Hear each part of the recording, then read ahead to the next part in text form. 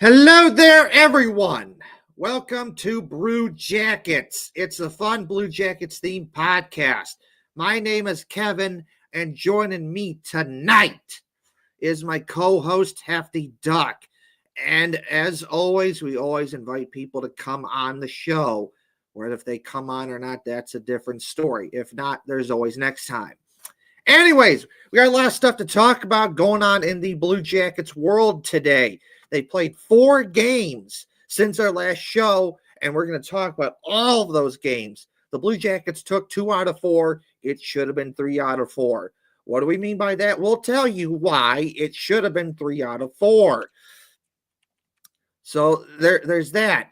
As always, little hockey jersey concepts that I find all over the internet, and I'm going to share them. And then we're going to share our thoughts on said hockey jersey concepts. There's this really cool puck that Ohio State was selling as a limited time offer thing that they should make it available to the public, not limited edition. I'm going to tell you about that. And so much more. We got a lot of stuff to talk about. So let's get going, everyone. Oh yeah, welcome in, everybody. Hope everyone's had a good week. It's getting busier and busier for me. Hope you all are staying sane out there.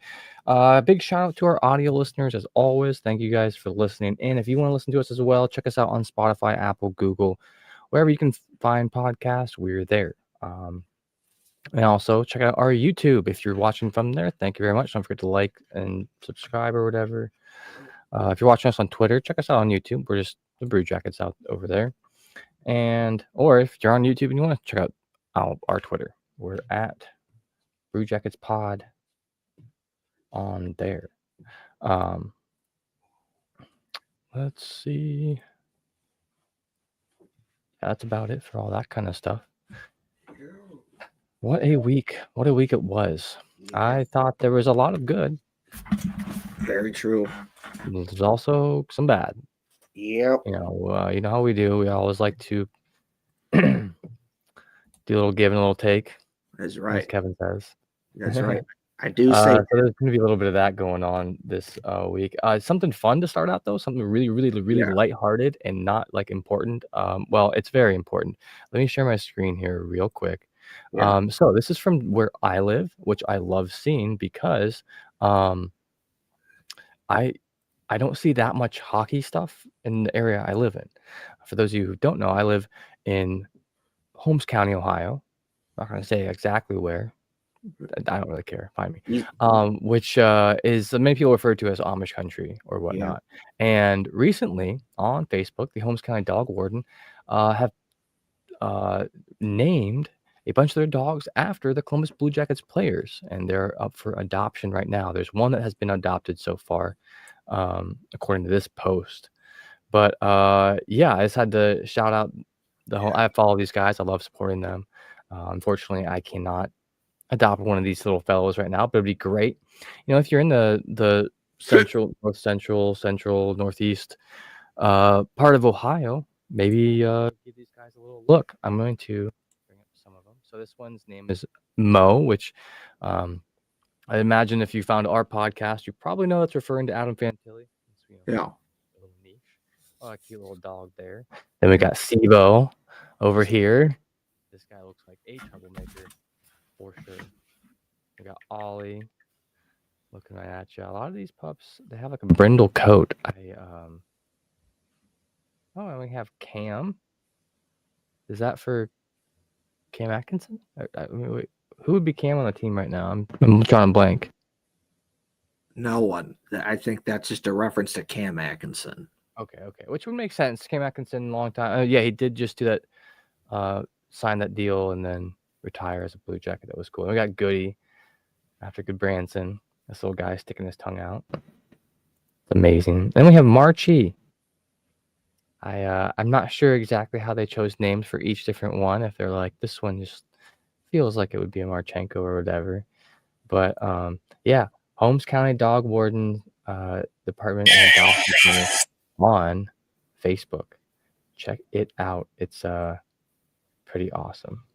But anyway, like I said, just want to start out with something a little bit more lighthearted and fun and hockey related, also hometown related to me. So I love that kind of shit.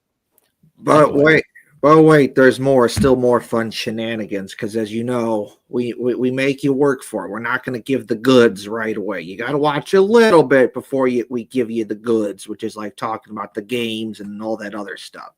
So still got a little more stuff. So we've talked about this on the show, Ohio State beat Michigan. And of course, Brutus, the Ohio State mascot, having a little, fun, a little shenanigans at the expense of Michigan, which, it was very cold and snowy at the Ohio State-Michigan game. And Brutus, being the silly, lovable mascot that he is with shenanigans, spelled out the word Ohio in the snow, and then of course, it's at Michigan, and in the end zone, it says it's a blue end zone with Michigan in yellow letters, and Brutus crossed out the M, the yellow M, with an X.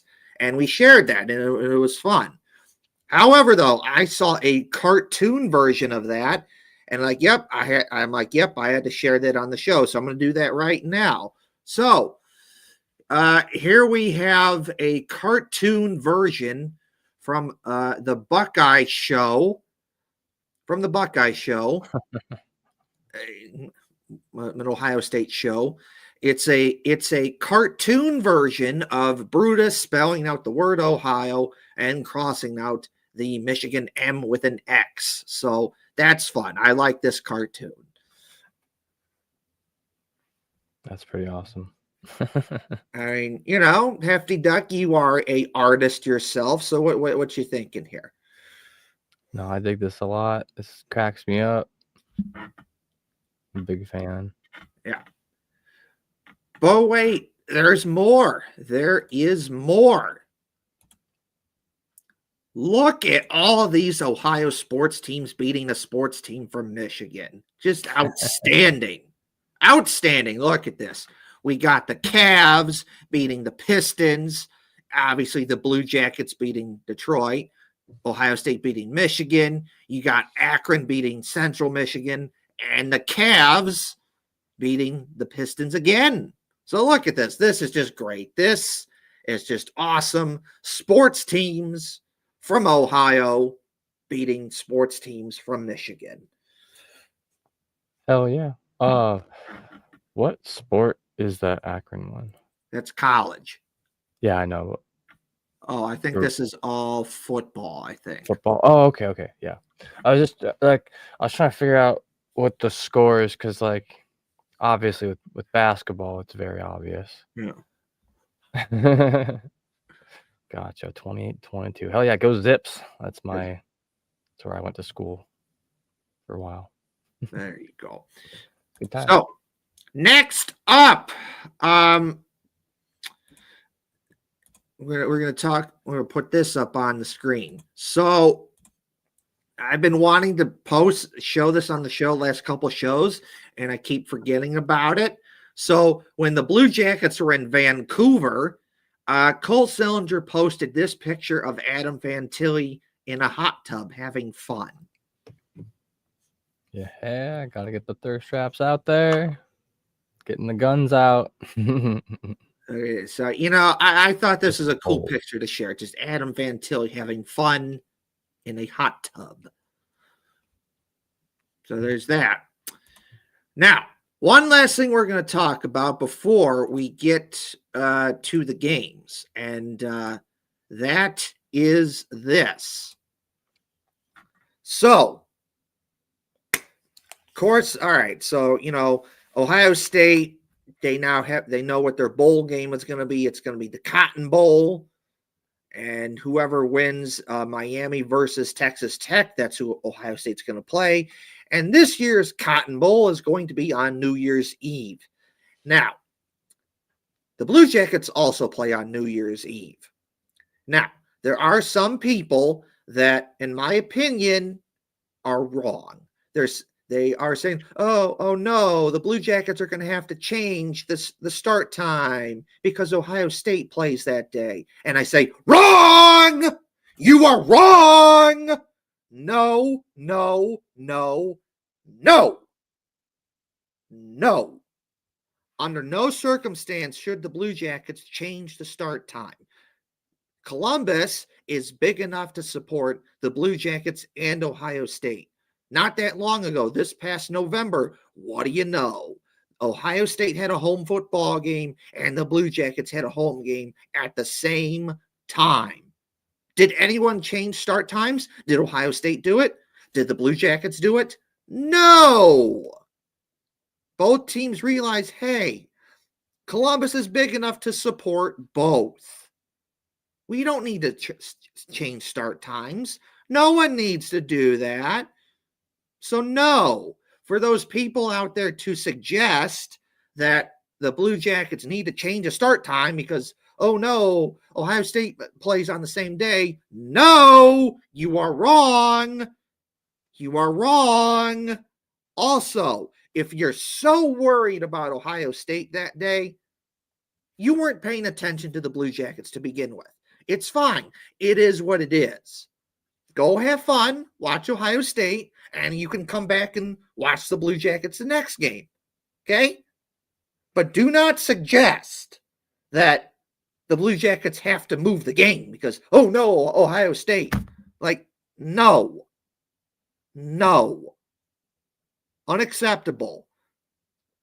Okay? This past February, the Crew and the Blue Jackets had a game, both home games at the same time. Did either of them change times? No, because both teams understand that Columbus is big enough to support both. No, the mere thought of this, the mere thought of even suggesting this, in my opinion, is ridiculously stupid because no other city does this sort of thing where you let a college try and dictate things. No. And yes, we all love Ohio State here. And you are very big and powerful and popular, Ohio State. Cool. But even after all that, you're still just a college. So no. The Blue Jackets or Ohio State or anyone else, if you're at the same time, you should not change the start of your game. Too bad. Because you know why? This game has been on the calendar since the schedule came out back in the summertime. No, do not, under any circumstances, you should not be changing it. You know, if you're going to miss a game, whether it be Ohio State or Blue Jackets, well, that's just how it is. There's always next time. But if you're so interested in that, hey, in today's world, you can watch both. You can put one on the TV. You can put one on the computer, an iPad, or a phone. You can keep up through Facebook and Twitter. There's ways to keep up. But if you're so, oh no, Ohio State, well, guess what? You probably weren't paying attention to the Blue Jackets that day. So it's okay. You can watch Ohio State, have fun, and then come back the next game. But to suggest that the Blue Jackets' time should be moved when it's been planned months in advance is no. It's stupid and idiotic because Columbus is big enough to support both, and it's shown that time and time again, and it can happen again. Yeah, I mean, there's the argument that it's happened before. There's a few years ago when they moved the New Year's Eve game a few hours back because of the playoff game. So I think that's what got people talking and worried about it. I think it's ridiculous to move it. I think that especially this year because wait, no, it's gonna be a home game? Yeah. Okay. The Buckeyes aren't playing in Columbus. No. So no. they're according to Jason Newland, Hockey News Columbus, at Fire the Cannon on Twitter. He said that he spoke to Waddell in Pittsburgh about that when they were out there for a game or whatever. He said that they do work with the Big Ten for scheduling during the regular season, because at this point, it would be the college playoff committee, Yeah. college football playoff committee, and the NCAA that would be messing with it, not necessarily just like the Big Ten or whatever. Yeah. Um, I don't know why you would move that at No. all. So It's I don't know. I no. think it's silly for a professional sport. The thing that rules all, though, that we all know is money. And so if it's more financially profitable to move something, they might. And I don't think that they would or No. should, especially No. for the Because reason that they're no. not they're both not playing. There was like Jason said this year was the first home and home conflict he can remember in years, and that's just for regular season games. So because there was one game like a little No. while ago, there was the conflict on, which we're gonna do. It's a professional sport, man, not a fucking T-ball, you know. Yeah. I get that college, specifically Ohio State football, is the biggest draw But in no. Columbus. But no. But No. what are you gonna do? No. Because I'm sorry. And this is another thing. Like at some point, Blue Jackets, you need to stand up for yourself and respect the people that actually like you for you, that always go to your games no matter what. You've been in Columbus for 25 years now, and you've done a good job of slowly building up a fan base that likes you for you, that goes to your games no matter what. The Blue Jackets could be terrible and you still get good crowds. The Blue Jackets could be average at best and you still get good crowds. The Blue Jackets could be good and you still get good crowds. No matter what. You're in Columbus long enough now that there's people that will go to a game no matter what. At some point, you need to stop worrying about Ohio State or, oh no, people might not go because Ohio State. No, stop that. Have some respect for yourself. Have some dignity. Respect yourself and respect the people that are there for you all the time. You should not, if it's some fans that don't go because of Ohio State, accept it for what it is. They'll be back next game. That's okay. That's okay. Have some respect for yourself.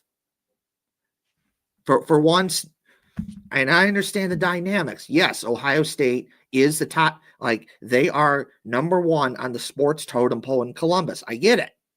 I get it. But at the same time, have some respect for yourself. And just once, you need to start not bowing down to a college. Just once. Know that, yes, you are a professional sports team. Don't bow down. You're here 25 years now. You've built up a good fan base that shows up regardless. And yes, it is a small group of people, but some of these people will pick the Blue Jackets over Ohio State because you've done a good job building up the fan base. Respect those people. And you should not worry about, to a certain degree, you should not worry about Ohio State or people who might not come because of Ohio State. That's all I'm going to say. It's just have a little respect for yourself. Because you have a good working relationship now with Ohio State. The Blue Jackets outdoor game is proof of that at Ohio State, and how you support the women's hockey team and the women's hockey team supports you. You get a little support from the men's hockey team and just Ohio State in general. It's there. You don't have to just play scared and like, oh no, Ohio State, I can't do it. No, like you have a good working relationship now. You should not have to care about what Ohio State does. Ohio State doesn't necessarily care what the Blue Jackets think to a certain extent or other things. Teams, hey, you have a game on the same time. Oh, well, it happens. Move on some other time. That's all I'm going to say before we get to our talking about the games here. Yeah. Before we get to that, there is something interesting just because we didn't get to talk too much about it last week at all. Yeah. And that is some trade rumors Yeah. Real quick, I just want to cover the most popular latest one right Yeah. now, Yeah. and that is Igor Chinikov for to Vancouver Canucks for Kiefer Sherwood. That's the most recent rumor I've seen online as of today.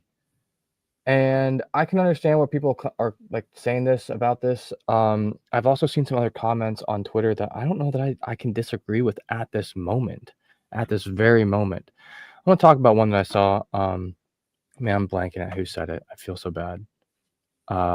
It's paraphrase too, but like they mentioned that they don't see Igor Chinikov as a top 6 at the moment. No. And that they maybe see his career and possibly ending up somewhere like Emil Bemstrom or something. Yeah. It's the potential, especially with Bemstrom too. The potential was there. It has always been there. We've seen those moments of greatness. We've seen that from Chinikov. He's really so good. It's hard to be like, oh yeah, no, like that he's not gonna ever do anything. I fully believe he has that in him to be that top 6 great player. We've seen it. We've seen it, but we haven't seen it consistently or lately. Mm-hmm. And so I don't know. What do you think, Kevin? Do you think that it is becoming easier to possibly trade Chinikov or harder since he's like the more he plays?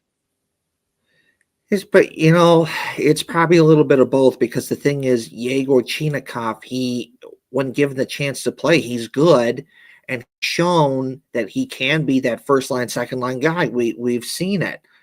And last year, his first 14 games was on the first line with Sean Monahan and Dmitry Voronkov. And his first 14 games, he had 7 goals in 14 games. The dude is really good on offense. The dude can shoot the puck. He has one of the best shots on the Blue Jackets, other than maybe Fantilli, Adam Fantilli, Kirill Marchenko. Like, the dude can really shoot the puck. We've seen it. He scores goals where it's like, wow, how did he do that? That was an awesome goal. How did he do that? He just blew it by the goalie. No chance. How did he do that? We've seen that time and time again. We've seen him do it. It's just, the thing is, it's just injuries have got in his way. And then whenever he's had a chance to be in the lineup, whether that be first line, second line, third line, or even fourth line, for the most part, he's not there. It's these flashes of greatness, this brilliance of where he plays good. Anywhere in the lineup, he could have a good shift on the first line, second line, third line, or fourth line where he looks good. He makes a big play, scores a big goal, makes other good offensive plays. It's there. Or he'll make a big defensive play, but then it just goes away. It's like, what happened? What happened? Like, the consistency, it's just not there. I think that's the big thing that Dean Evason, the coaching staff, and the Blue Jackets have with him. It's like, dude, we know you can be a good player. We've seen you do it, but you need to be more consistent with this. Like, if you can do that, you're good to go, and you're going to get more playing time. But if you're not going to do the whole consistency thing, then, we'll still play you because you're good and you have talent that we want on our team, like that offensive ability and that really good shot. But if you're not going to be consistent, you're not going to play a lot. So, from that perspective, it would be hard to give that up, a guy like that. It would be, especially when you look at that, yes, at times the Blue Jackets are not as good at scoring goals as they were compared to last year. You lose a guy like that could help you with that. If you trade him, that hurts. But if he's not going to do the consistency thing, at some point you have to wonder, is this really worth it? The Blue Jackets may eventually come to a point to where they're going to have to answer that question. Is this really worth it? The answer may be no. The answer may be yes. But you're going to get to that point, because you said Emil Benstrom, and that's exactly right, because it's a similar thing. The dude, Emil Benstrom, from an offensive standpoint, gifted, really good at shooting the puck. When you put him on the power play, he was good. And when you put him in offensive situations, he was really good. He fast. Was fast. Very, very fast. He was very fast, really good. And he, again, one of the best shots on the Blue Jackets at that time.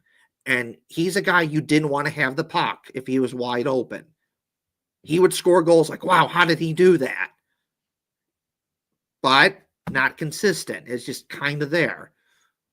Yegor Chinakhov may be heading into that territory.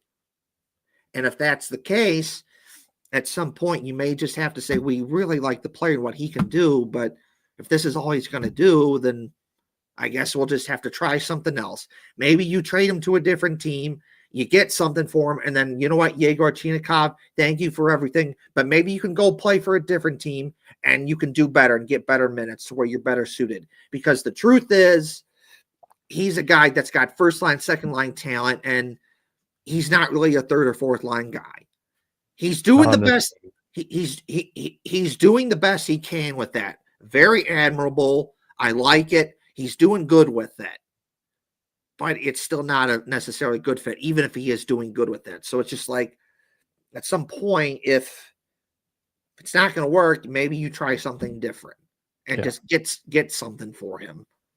And as far as the Sherwood rumor too, that would be, in my opinion, not to try. I'm not trying to like shit all over Chinakhov here and knock him down or anything, but in my opinion, that would be a slight trade up.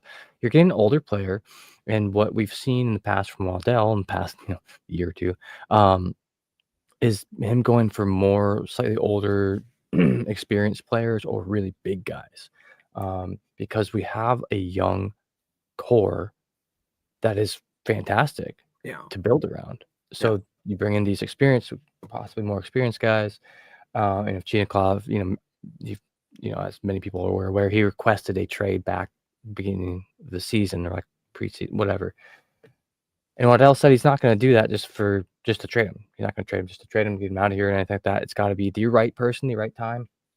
And there's just a lot of rumors swirling around it right now. So is Keeper Sherwood is 30 years old. He's played in the NHL since he was 23. I believe there was a lot of up and down for him when he was on Colorado and Anaheim. But this year he's played 29 games, 12 goals, 4 assists for 16 points. Chinakhov has 6 games less with 23, but he's got 2 goals and 2 goals and 2 assists for 4 points. Going off just stats alone, that would be a trade up. But considering that Sherwood has a few years on him as well, Chinakhov is 24, Sherwood's 30. So that experience that Waddell seems to like. I can't speak for the man, but for the moves that we've seen him make, this one would possibly make sense. And I like whenever you trade a player and they go somewhere and then they do great and amazing things there, as opposed to what they're doing on your team, sometimes it's to find the right fit, finding the right coaching style, the right players around you. And personally, I think Chinakhov could do well for the Canucks too. I don't know, just my opinion, but we can move on to some other the games now if you want, because we got a lot to talk about with those. There was 18 goals scored by the Blue Jackets this last 4 games, and 17 scored against them. So, all right. So we'll start with the first game here. So the Blue Jackets are in New Jersey. They beat the Devils 5-3. Overall, pretty good game there from the Blue Jackets. First period starts out god awful. One of the worst starts the Blue Jackets have had all season long. Is you give up 2 quick goals.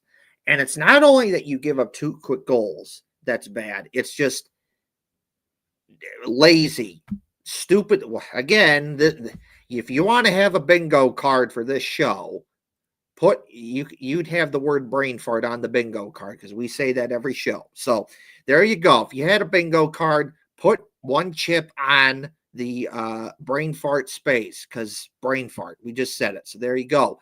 Is the 2 quick goals, not only are they bad, it's dumb mistakes. It's brain farts. It's sloppy play, turnovers, and you're leaving Elvis Merzlikins out to dry. He had no chance on those goals. It's just stupid. Like, it does not have to be like that, but it was. So you're down 2-0 pretty quick here. But as soon as that happened, things settled down. The Blue Jackets start playing better. They get to their game. They get on the power play, and then they get a goal from Denton Mateychuk. And it's something that I wish the Blue Jackets would do more. They're getting better at it, but sometimes I wish they do more. Is that, sometimes it's just pass, trying to find the perfect play, which sometimes you do have to do that. But for the most part, no. Pass. This one, they didn't do it. It's like pass, and then it's just a shot from up high, and boom, puck bounces off Denton Mateychuk's stick in the net. I know it's a cliche, but shoot the puck. Good stuff happens when you shoot the puck. Either you score or you don't, but someone scores, or you don't score, but someone scores on the rebound. You don't score, but you get the puck, you pass it to someone, they score, or you shoot, and in this case, like Denton Mateychuk, it bounces off your stick and goes in. Puck's on net. Shoot the puck. That's what happened. Blue Jackets get a goal. And for the rest of the first period, the Blue Jackets play a good game. So you're down 2-1. Second period, you get a goal from Sean Monahan to tie it up at 2. And you already start to play better. Now, I do not understand this, but for whatever reason, the Devils thought it was a good idea to just start, being dirty and just start doing cheap shots and hits and trying to fight people. There's a difference. Hitting and fighting are part of hockey. It happens. That's fine. But then when you go out of your way to start doing dirty hits where it's, you a little hit with the stick here, a little hit here, boom, boom, boom. That's when it becomes an issue. And then you start fights, and Voronkov, that's another thing. Why are you picking a fight with a dude, Dmitry Voronkov, who's 6'5", 230? I'll say that again. The Devils picked a fight with Dmitry Voronkov, who's 6'5", 230. Are you kidding me? Are you really that stupid and idiotic? You should not be doing that. Why are you picking a fight with the dude that's 6'5", 230? Stupid. Exactly. What you think what would happen, the dude that's 6'5", 230 kicks the guy's ass. Wasn't even close. And then he gives one good punch, boom, and then he falls down to the ice. And then he's hurt really bad, and it sucks that he's hurt really bad, but it's it didn't have to be like that because you picked a fight with the dude that's 6'5", 230. What are we doing here? Don't pick a fight with a dude who's 6'5", 230. It's not going to work out well for you. And then after that, the Devils got all pissy, and they started taking cheap shots at Zach Werenski for no reason. And then Zach Werenski, he's just standing there looking at them like, dude, what are you doing here? I've done nothing wrong. What are you doing? And then they start going after Adam Fantilli, and then Adam Fantilli had enough of it, and then he gets into a fight, and he kicks the guy's ass. And then the Devils player gets kicked out of the game because he didn't tie. So a hockey jersey has a fight strap that you tape to your jersey, for your jersey to your pants. The reason why you do that, it's a safety issue, because if your jersey comes loose, then you know, but, you could get hit with a skate that could cut you open. That's bad. Also, why it's a safety issue. If you get into a fight, either like you could be like fighting and go boom, boom, boom, and then like because the jersey not attached to your pants, the jersey's moving and grooving, and then you make one move, and then whoop, the jersey's over your head, and now you can't see. Then it's a safety issue. Or the guy who's fighting you could take the jersey and pull it over your head. Now, what happened? Because the Devils player, his jersey was not tied to his pants, he's fighting, he's moving and grooving, and when he tries to fight, like the jersey, he makes a movement, and then the jersey goes over his head. And now it's a safety issue because he can't see. And that's why the penalty is there. It's a safety issue to protect the player. So he isn't getting punched on as bad. Admittedly, he was, because Fantilli saw that and he gave him a couple good shots. But still, you didn't have to be like that. If you just taped down your jersey, it would have been a much more safer, better fight. He didn't do that. And he got his ass kicked, in part because he couldn't see, because he didn't tape his jersey, and then the jersey goes over his head. So there's that. Then you go after Dmitry Voronkov again. What are you doing? What are you doing? Why are you fighting a dude who's 6'5", 230 again? It's not going to work out well for you. And that's what happened. They fight Voronkov and he gets his ass kicked. And realistically, Voronkov could have kicked that guy's ass more because he gave him a couple good shots and then he fell down to the ground. And you see this in hockey. Guy gives a pretty couple good shots and then the guy falls down and he kicks his ass again while he's down on the ground. Voronkov didn't do that. He picked him up and he fought him. And then both of them fall to the ground. And then the Devils player waits until Voronkov isn't paying attention on the ground and gives him cheap shots. You idiot. Dirty. You didn't have to do that, but you did. You did, Voronkov didn't do that to you, but you did that to him. Stupid and idiotic. You didn't have to do that, but you did. And Brandon Smith gets into a fight. And it's like, okay, cool. But at some point, it's like, okay, guys, enough. No more. You've made your point. No more fighting. Let's get on with it. Stupid, idiotic. We're stupid. At some point, you just got to be done with it. And then, and eventually they finish out the second period. It's tied up at 2. Crazy period. Just like, whoa, a lot of stuff going on there. And then we get to the third period. Blue Jackets scored 2 big goals, 5-3. No, actually, 2 big goals make it 5-2, and then they scored, no, they scored 2 goals to make it 4-2. The Devils score, make it 4-3, and then they score again. Big goal from Miles Wood, 5-3. And it's, and this is where the Devils goalie kind of had a brain fart moment there, is that he left the net trying to play the puck when he shouldn't have. He tries playing the puck, he misses it, and then it's a wide open net, and Miles Wood shoots and scores. What even made that more impressive, it's a puck battle along the boards, and it's Miles Wood. He's 1 versus 5, and he wins it. That should not happen. If you're the Devils, you should not be losing a 1 versus 5 battle along the boards. That should be easy. Okay, take the guy, win the board battle, get the puck, get it out of the defensive zone. They didn't do that. They lost a 1 versus 5 puck battle along the boards to Miles Wood. And then eventually goes to a different player.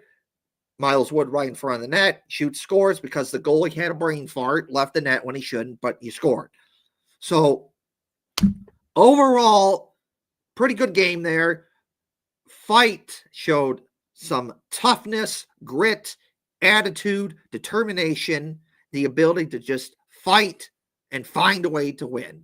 When John Tortorella was the coach for the Blue Jackets, he would always say, Find a way to win. That's it. You may be playing terrible. You may be playing good. But in the end, find a way to win. And that's exactly what the Blue Jackets did. Through all of that shenanigans that was going on in that game, the toughness, the grit, the attitude, the fighting, grinding it out, finding a way to win. That's what they did. They found a way to win, and they got the job done. 7 out of 10 for me, Blue Jackets. Good game. Yeah, I mean, it's funny you say that because I think that I said last week something about how finding ways to lose in the third period, and this was the opposite of that for once.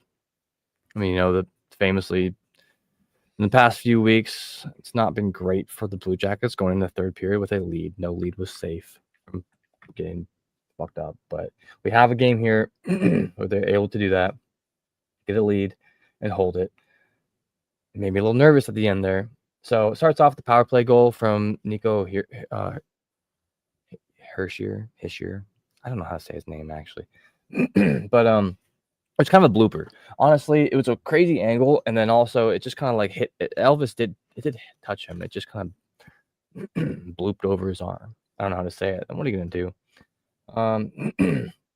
Matejchuk, during a pass to Pinelli, Luca Pinelli had a shitty turnover there for the second goal. So both those goals, you're right. They aren't really much on Elvis there. But Matejchuk got it right back with the power play goal of his own. Then not too like 7 minutes later. Sean Monahan's been huge for this team altogether.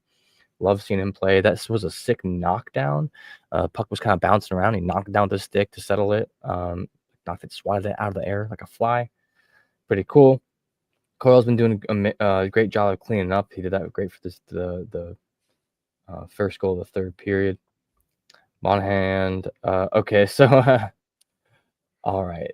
This Monahan goal, there could have been a penalty called here, and I'm glad it wasn't. But Miles Wood definitely takes Nemich's stick.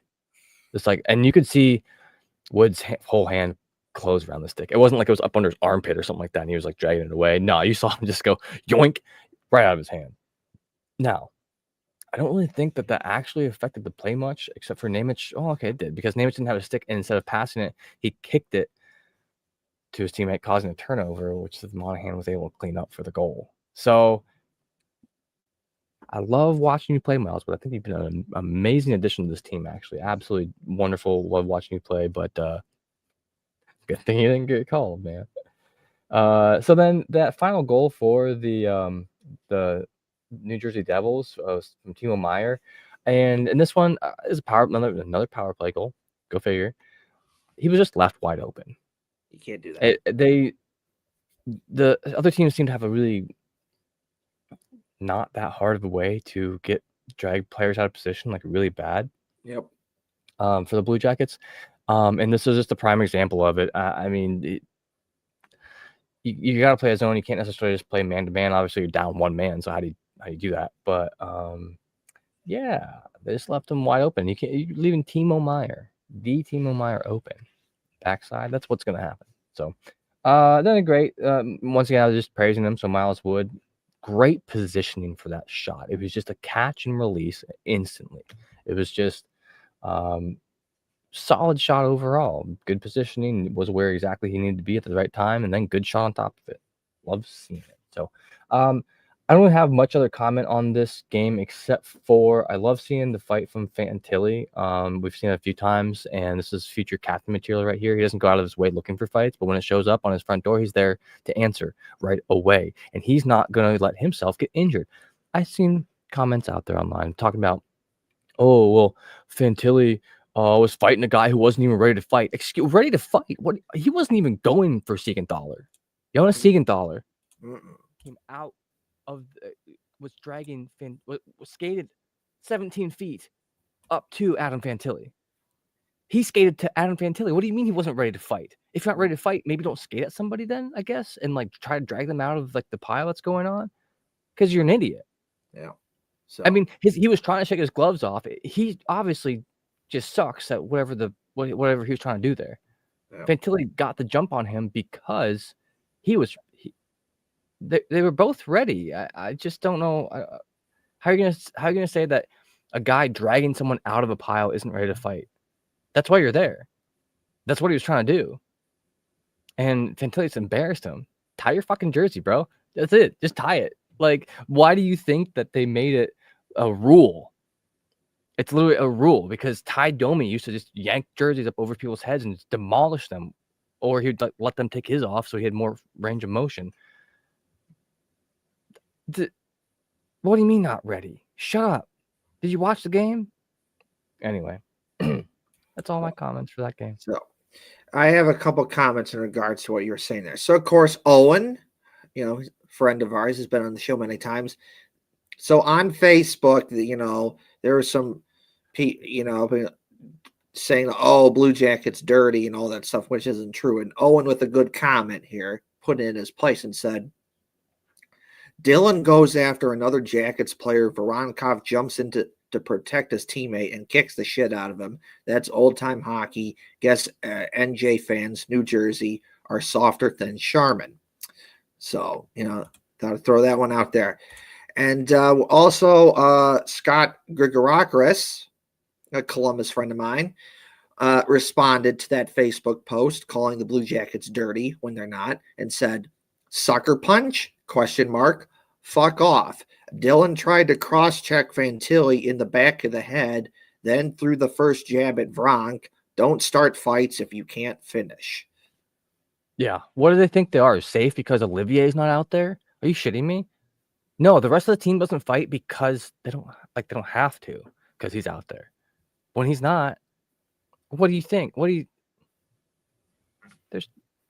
Because Goodbranson wasn't out there, or Olivier, or then the captain, Boone Jenner, who's always going to stick up for his team. They're like, oh, there's no one out here that's going to break my jaw. Like, yeah, there is. Don't start shit if you can't take it. Yeah. So that's the end of that. Anyways, on to the next game. The Blue Jackets beat the Detroit Red Wings 6-5 in a shootout. A lot of good stuff in that game, and there's some stuff to criticize. So Blue Jackets play a good first period there. They get the goal from Ivan Provorov, and again, it's just something I would like to see more. It's just a shot from up high, shoot, score. Sometimes the Blue Jackets, they're really good on offense, one of the better teams on 5-on-5. They can score just about pretty good, just about with any other team, because they're really good at that. They have the talent to do that. But even then, sometimes they're just too good for their own good, or they're always just looking for that perfect play. When sometimes it's just better. Shoot the puck, put it on net. Ivan Provorov, it's a shot up high, shoots the puck, it goes in the net. Simple, straightforward. Shoot the puck. And honestly, that could have been at least 2-3, a 2-3 nothing first period, the way the Blue Jackets are playing. Real good first period there. Good game. But they're only able to get one. Now, Detroit scores to tie it 1-1, and then the Blue Jackets get 2 goals to make it 3-1. So you play a good, other than that goal, you play a good third period. Well, actually, no, it was tied up at 3. It was tied up at 3 because, you get 2 goals, make it 3-1, blow it, and it's 3-3. Then Fantilli gets it. It's 4-3, and we're going to show that goal later because it was an awesome goal, power play goal. And then we get to the third period, and Detroit scores 2 to make it 5-4. But then the Blue Jackets pull the goalie, and they score, make it 5-5. And again, Adam Fantilli, it's a shot from up high, kind of towards the point. And what does he do? He shoots, scores. Puck bounces off a Detroit player and in, but it's the same idea. Just shoot, put it on the net. Sometimes don't look for that perfect play. Just shoot. And Fantilli shoots, scores. It's 5-5.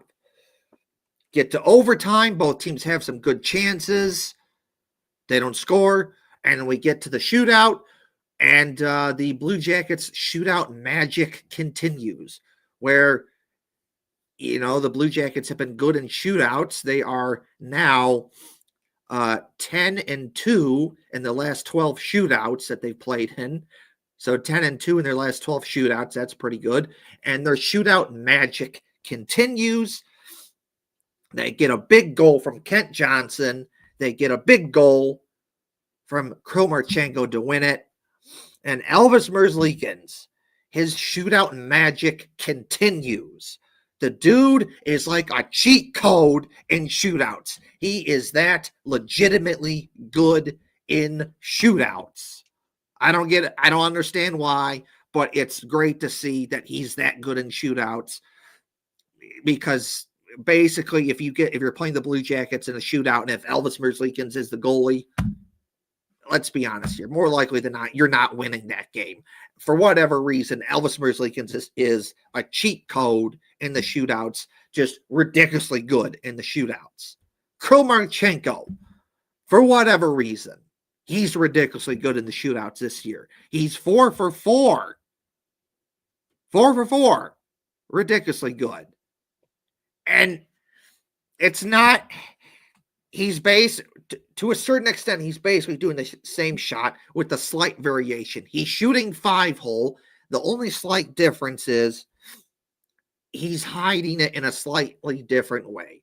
And like one time, he'll go all the way to the left and then kind of slowly skate to the right, shoot.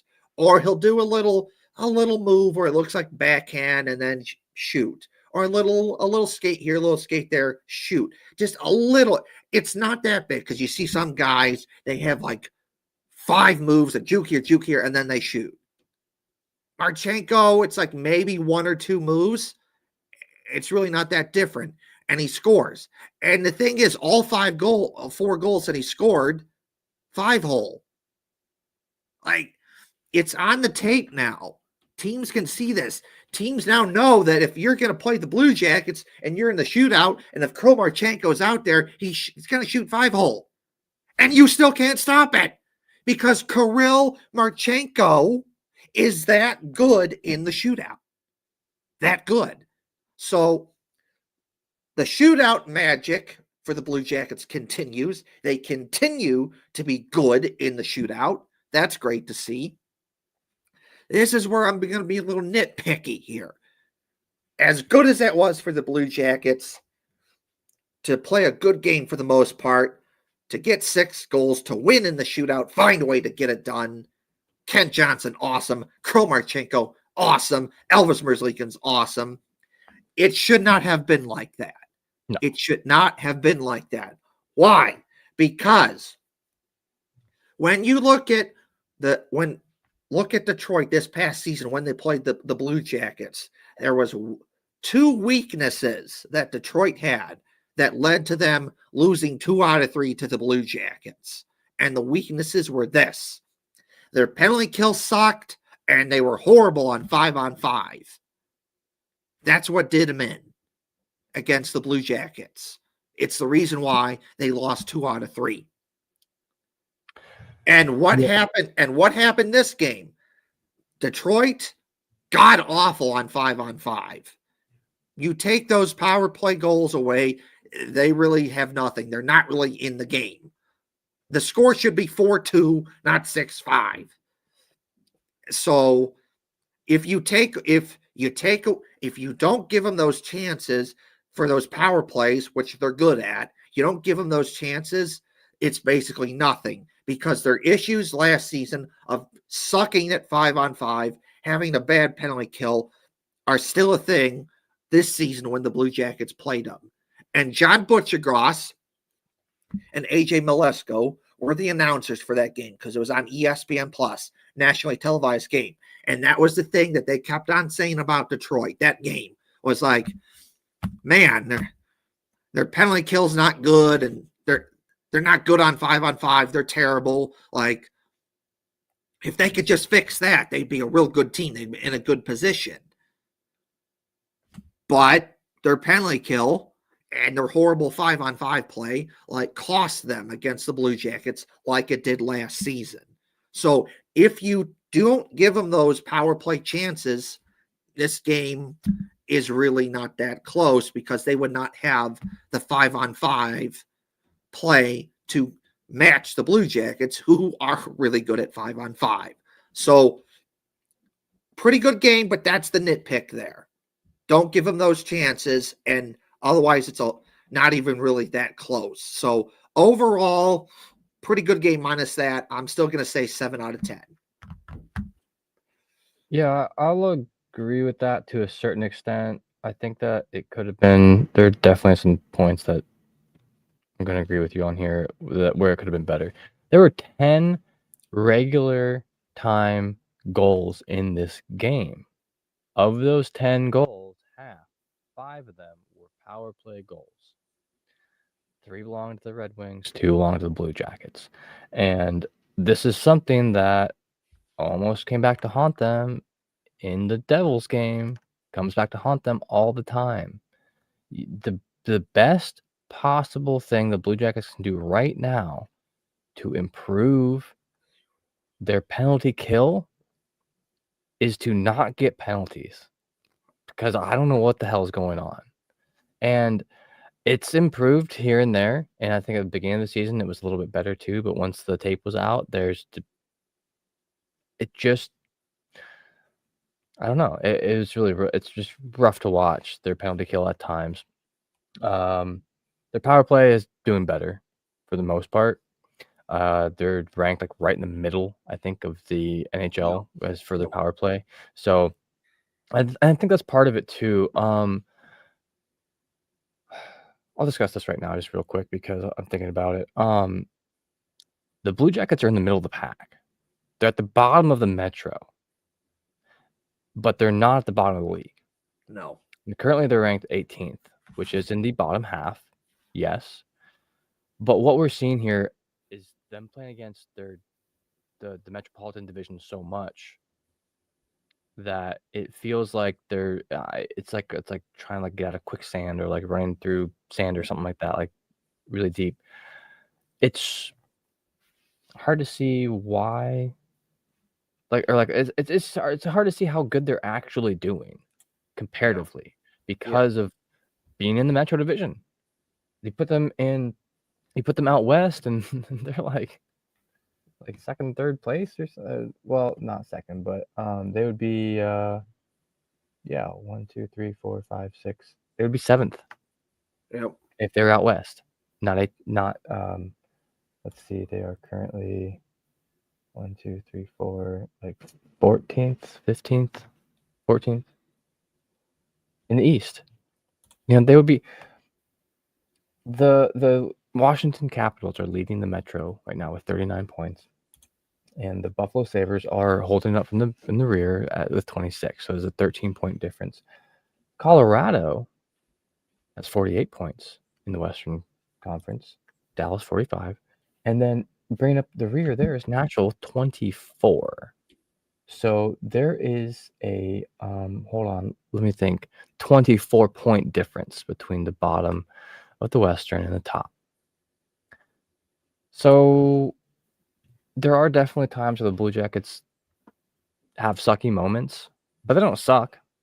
No. The entire, like, and in fact, the only reason they're in 18th right now too is there's like a 4-way tie for 7th for like the sorry about that. There's a 4-way tie for like the places in front of them, and it's just kind of crazy how it goes. So anyway, with that being said, power play goals against the Blue Jackets sucked this game. So JVR, James Van Riemsdyk, played for the Blue Jackets last season. He got a goal for the Red Wings against the Blue Jackets, against his former team. And I have to wonder if they put him in the shootout because he had just played for them and maybe had a little bit more familiarity with the goaltending or something. Overall, great game from the Blue Jackets. Marchenko is as automatic as it gets when it comes to the shootout. Teams do not, I can imagine that there is no team right now that wants to go into a shootout against the Columbus Blue Jackets. I mean, who wants to go into a shootout in the first place? But specifically with Marchenko there, He is 5 for 5 right now. Like, No. he hasn't missed. He doesn't miss. Like, it's not even like he doesn't even hit like the crossbar or like something like that. Like, oh shit, like it was there, it just wasn't. No, he doesn't miss. He's automatic as it comes. And then Ken Johnson's been great too. I think he's 3 for 4 right now. So like with those two on the team, you don't want to go into a shootout against them, not in any way, shape, or form. So you can kind of see that in the OTs, in the overtimes, which I think we saw that a lot in Florida then the next game, because they were trying. I mean, everyone's trying to win, but I really feel like they felt the pressure of not going into a shootout, because that was like the only way that they're going to win that game is to not go into a shootout. Yeah. So anyway, that's all I got to say about the Red Wings game there. We can move on to the Florida one that had 13 fucking goals in the game. Yeah. I mean, the game before that had like, what, 11? Yeah. Yeah. So, well, that's including the shootout goal. Yeah, You'd be good for shootout. But like, yeah, go ahead, take it away. All right. So I want to say this first and foremost. Generally speaking, I am not the kind of a guy that likes to blame the refs and go the refs. Because generally speaking, I don't like that line of thinking. I don't. So there's that. And there are things in this game that if the Blue Jackets had done differently, they would have won that game. So you went 1 for 4 on the power play. That's not going to get it done. You had a chance to win it power play 4-3 in overtime, and you didn't get it done. You had multiple leads. You blew it. You can't do that. That's not going to get it done, generally speaking. I know there's been games where they've blown a lead and they found a way to win it. Good. But generally speaking, you can't do that. And there were other mistakes too that had the Blue Jackets done it, not done those mistakes, they would have been okay. They would have won the game. However, though, having said that, this is one of those games where the refs legitimately help decide the outcome, because under no circumstance should the Blue Jackets have been in the situation that they were. I'm disgusted by this, because you know why? The first 4 goals that the Panthers scored, in my eyes, in my opinion, were wrong and illegitimate. Why? The first goal that the Panthers scored, Sean Monahan gets blatantly tripped. No call. Everyone can see it. It's right there. Refs are there. They don't see it. They don't call it. And then the Panthers score after that. So that's strike 1. Strike 2. The Blue Jackets, they're up 4-1. They're playing a real good game, dominating. The Panthers are playing terrible. They have no business in this game. It's like, what are you doing? You're playing terrible. And then the Panthers score. You think it's 4-2. And it shows on the replay, wait a minute, that's a hand pass. That should be no goal. You can't pass it with your hand. And the Blue Jackets challenge it for a hand pass. And you see it on the replay. Hand pass. It should have been called back. And yet, they go to the review and say, nope, it's a goal. It was a deflection. Wrong. You see it on the replay. The Panthers player, Brad Marchand, he puts his hand up to grab the puck. And he's a grabbing motion. And he's going to grab the puck and try and put it down and pass it. But it doesn't work like that. He grabs his hand, closes the puck, and then it bounces off his hand. Hand pass. That should not have counted. But it did. And so because of that, the third goal, as you know in hockey, if you challenge something and you lose the challenge, you get a delay game penalty. And of course, the Blue Jackets get scored on. So that goal shouldn't have happened. If goal 2 is called correctly, goal 3 doesn't happen. So right now, we're at 3 goals that should not have happened. Now we get to goal number 4. Ticky-tacky, weak call on Ivan Provorov. Ivan Provorov, Blue Jackets are in their defensive zone. Ivan Provorov makes a good defensive play to break things up.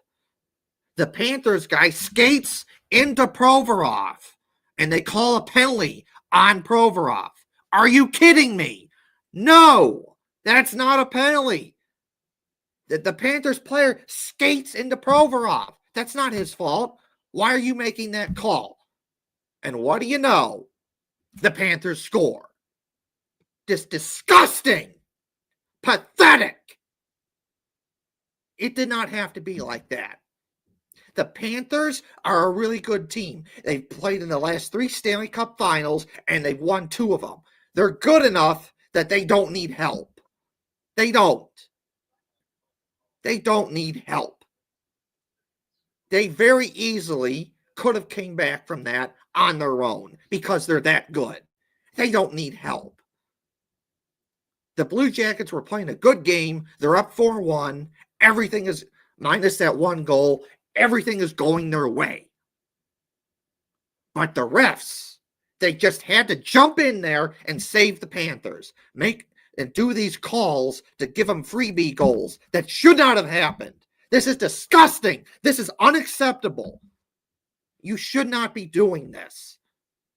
And it's not just a Blue Jackets thing complaining about it. You know it's bad when I see Panther fans on Twitter talking about, yeah, that should not have been a goal, or that call shouldn't have happened. Or when you just see fans of other teams, not Blue Jackets or Panthers, saying basically that yeah, it shouldn't have happened. It shouldn't have happened. Just disgusting. Disgusting. I hate it. Hate it. I don't like when the Blue Jackets lose. I would rather them win. But losing and winning is part of hockey. You're going to lose some, you're going to win some. But at least if they lose, I want to be able to say, well, you know what? At least they tried. They played a good game, but other team was better. I don't want to look at this game and say, damn, Blue Jackets should have had that one.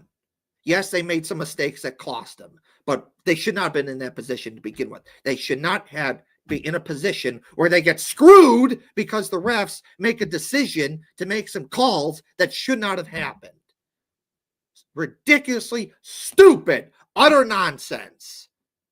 Should not have happened, but unfortunately it did. And every time they got a call wrong, you could see Dean Evason, the Blue Jackets coach, get more visibly upset. And understandably so. Understandably so.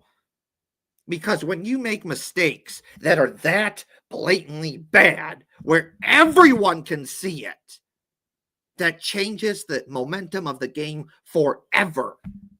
That's bad. It's disgusting. It's unacceptable. You cannot have that. You just can't. If you want to add insult to injury, this one I understand more, but it was questionable either way. So the Blue Jackets score, they think it's 2-1, and puck bounces off the skate of Brendan Gaunce, goes into the net. They call it for no goal because he kicked it. Yes, he did kick it. But why did he kick it? Because he kind of gets pushed into the net. Brendan Gaunce, he's right in front of the net. He's trying to stop so he doesn't get goaltender interference, but then he kind of gets bumped into the net. And then in the process of being bumped into the net, that's why his foot moves with the kicking motion. So I can see why they called it, but again, he kind of got bumped in the net. So there's just too much just disgustingness and just gross feeling that the Blue Jackets kind of got screwed there. And I hate feeling like that. I don't want to have that feeling. I want to feel like that, you know what? If the Blue Jackets lose, you know what? Hey, they played a good game. They tried, but you know what? The other team was better. Or it's the same thing if they win. You know what? They played a good game. I want that feeling either way. Not just like, you know, we should have had that, but stupid calls screwed us there, and they gave the game to the Panthers. I hate that, and I will not accept that. Disgustingly Unacceptable. Now, we get the Blue Jackets, it gets to the third period. The Blue Jackets, well, back up. Second period, and then it's tied up at 4 in the second period. Blue Jackets score Cole Cylinder 5-4. And then in the third period, we get another goal. It's Isaac Lundestrom. First as a Blue Jacket. Awesome. Good goal, Isaac Lundestrom. And then Panthers scored, finally, their first legitimate goal of the game. There is no issue with that goal. I can't complain about it. And then the second goal to tie it up at 6. This is where one of the mistakes that the Blue Jackets made that cost them. Elvis Merzlikins, I like you. You've been a good player for the Blue Jackets. You have kept the Blue Jackets in games where you make big saves to keep them in the game. You're good in shootouts, which has helped the Blue Jackets win a lot of games. But this is just the one moment where it was absolutely stupid and idiotic for you to do. It's the third period. You're up a goal. Now's not the time to be trying to go outside your net to try and play the puck and get it out there. Stupid and idiotic for you to do that. Stupid. Because what happens? You try and get the puck, you miss, you don't get the puck, then you're out of position out of the net. The Panthers get the puck, they shoot and score. And now it's tied at 6. It should not have been like that. Do not go outside the net in that situation. There's a time and place for that. And that was not it. Sometimes it's okay to do that. Sometimes it's not. And in that time, it was not okay to do that. And it cost you. And like I said in the beginning, you get to overtime, you have a power play chance to score to end it. You don't do it. You should have done it, but you didn't. And then finally, so close, like 3 seconds left. If you just get there, you get to the shootout, and the way the Blue Jackets are in a shootout, you probably win that, more likely than not. But you didn't. You just let them score. And this is why earlier on in the show, when I said that this should have been 3 out of 4, this is what I mean.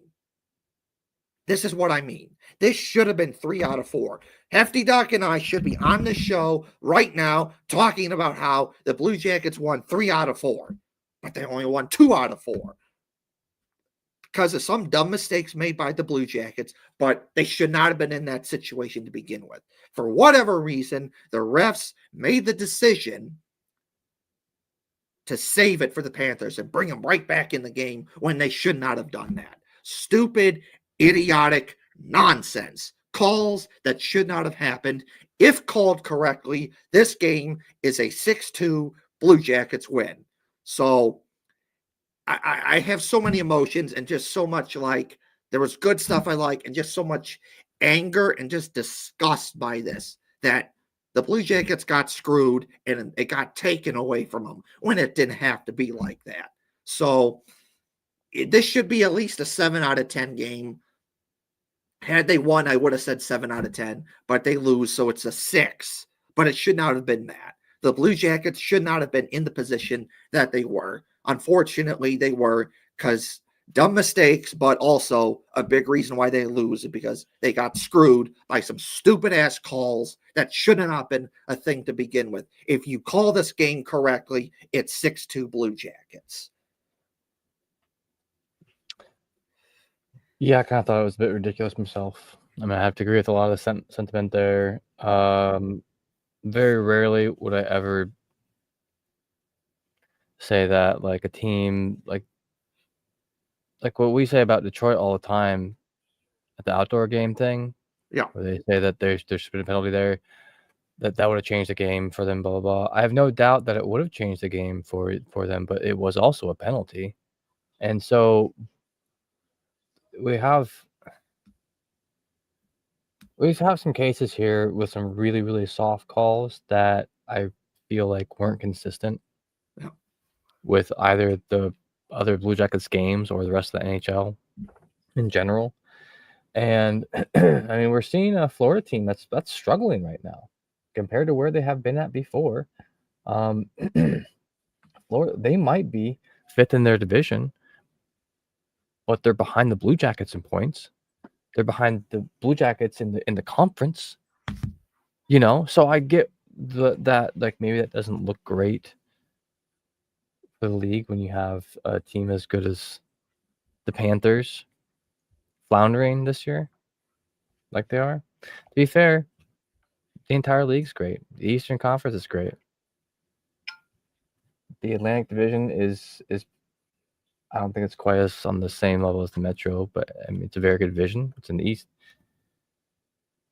But there's a couple things in here that I thought were at least like a little bit something to note or chuckle over a little bit. So Seth Jones scored, former Blue Jackets player Seth Jones scored after a penalty that was called because of Luke Cunnin, also a former Blue Jacket.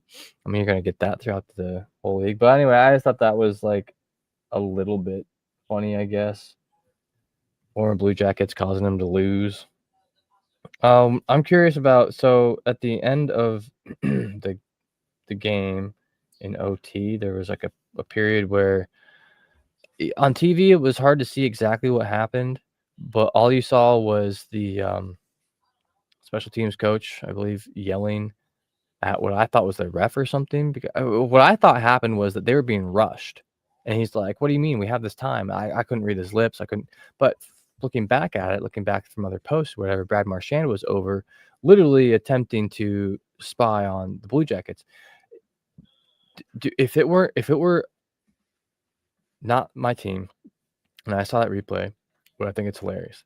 Yes. Do I still think it's kind of funny in a way? But at the same time, this isn't a joke. This is a game. Every game matters in the NHL right now because the points are so close. Yeah. Like the points are, except for like the very like two top teams, the points are very, very close. And when you're at a situation like this, I don't know how. Once again, I feel like this might have been a player out there being like, "Oh, good, Branson's not here. Olivier's not here. I can fuck around a little bit more." And unfortunately, they were kind of allowed to. Like, take his head off for that. Like, go after him. Like, the refs aren't going to do anything about it, so do something about it. I was really just surprised in the lack of reaction, I guess, from the players. Now, at the same time, you are concentrated on one thing only. You're concentrated on winning the game, and that's important. You can't jeopardize that by unnecessarily going after someone. But in that case, anyway, like hit him.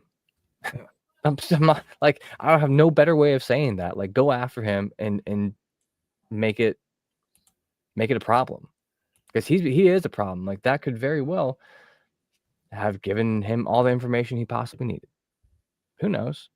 I wasn't down there on the ice. But yeah, so then the other thing too, then when we get to overtime, we talked about this last week and the week before. Minus all the other bullshit from the refs and everything else. The right people were out there. Yep. The right people were out there. They were out there the other night too. Like, I felt like Evason was not doing any line experimentation or trying to find chemistry between players that don't always play together or something like that. It was the right people. The right people were out there. Yep. When the Panthers scored, Kent Johnson did what he could. Zach Werenski was pinned up onto the boards. Or is it Coyle? Werenski was pinned up on the boards. Coyle kind of overextended, but that's the only thing that really went wrong there. They were so gassed. I think that was part of it.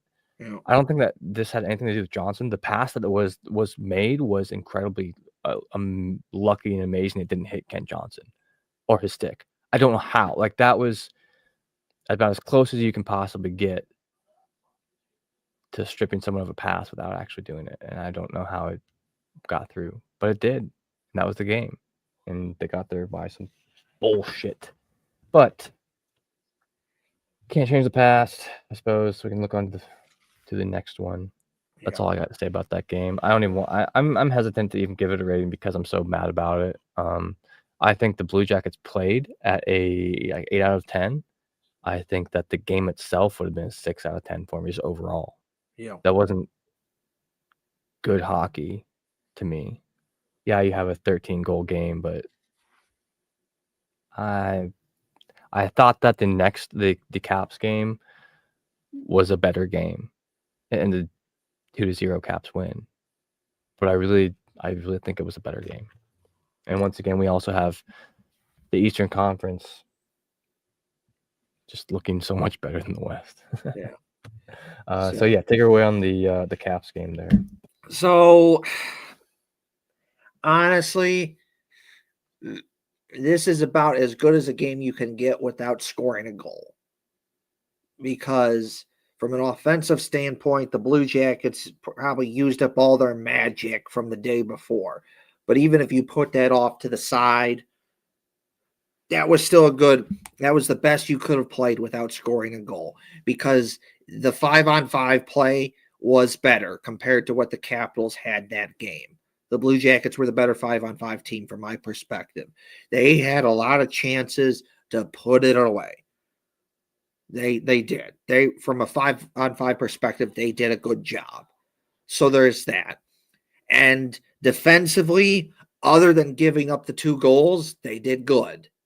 It just so happens that when you play a game like that game, where everything is so, tight defensively, and neither team's given really each other much to shoot at, that when you do score, you need to put it away. The Blue Jackets didn't. The Capitals did. And that's really the difference in the game there, is that when the Capitals had chances to score, they did. When the Blue Jackets had chances to score, they didn't, including a 4-minute power play. That was a big one. So they did the best they can offensively from a 5-on-5 perspective without scoring a goal. It was pretty good, but you can only do so much before the other team scores, and that's what happened. Is unfortunately, when the Capitals had chances to score, they put 2 in the net, and the Blue Jackets didn't. Jack Greaves made some big saves to keep the Blue Jackets in the game, and that's just how it is. So, as goofy and as crazy as it sounds, this is the best game that the Blue Jackets have played without scoring a goal recently, because they just played that good. The difference is, if you put a goal or 2 in the net, you win that game. That's how it is, because you were playing that good. If you score, you win. But you didn't, and unfortunately, you lost. So, 7 out of 10. If you win, that's at least an 8 out of 10. But because you lose, it gets bumped down to a 7 out of 10. So that's just how it is. You played a good game the best you can without scoring a goal, and if you score some goals, you win that game. Yeah. There's a couple chances for the Blue Jackets too. Some of the big chances came during power plays that weren't capitalized on. No pun intended, Capitals. Yeah. But yeah, pretty damn good game overall. I will give them that. I think I felt better about this game than I did the Florida game, even though Florida wasn't necessarily their fault. Yeah. I still felt better about this one. Yeah. But pretty damn good. Couple stupid penalties here and there. Like I said, if you want to, best thing the Blue Jackets can do to fix their penalty kill is to not get penalties. And that was in the second period. In the first period, there was no penalties at all. It was mostly just in the second period there. Brendan Gaunce had that one for holding. Marchenko had the one for holding. Marchenko had one for tripping. I can't believe they called Marchenko twice though on the second one. I don't know about that. Anyway, the penalty kill was great though. 0 for 4 for the Caps. It's great showing up for that. Obviously they were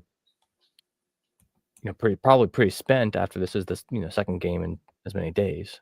But hey, so we have a friend of the show right now. All right, Ian, welcome to the here. show. Welcome to the show, Ian. Welcome in, man. Welcome in. Well, we'll have to get your thoughts on some of these games here and everything. Yeah, that's what I'm doing.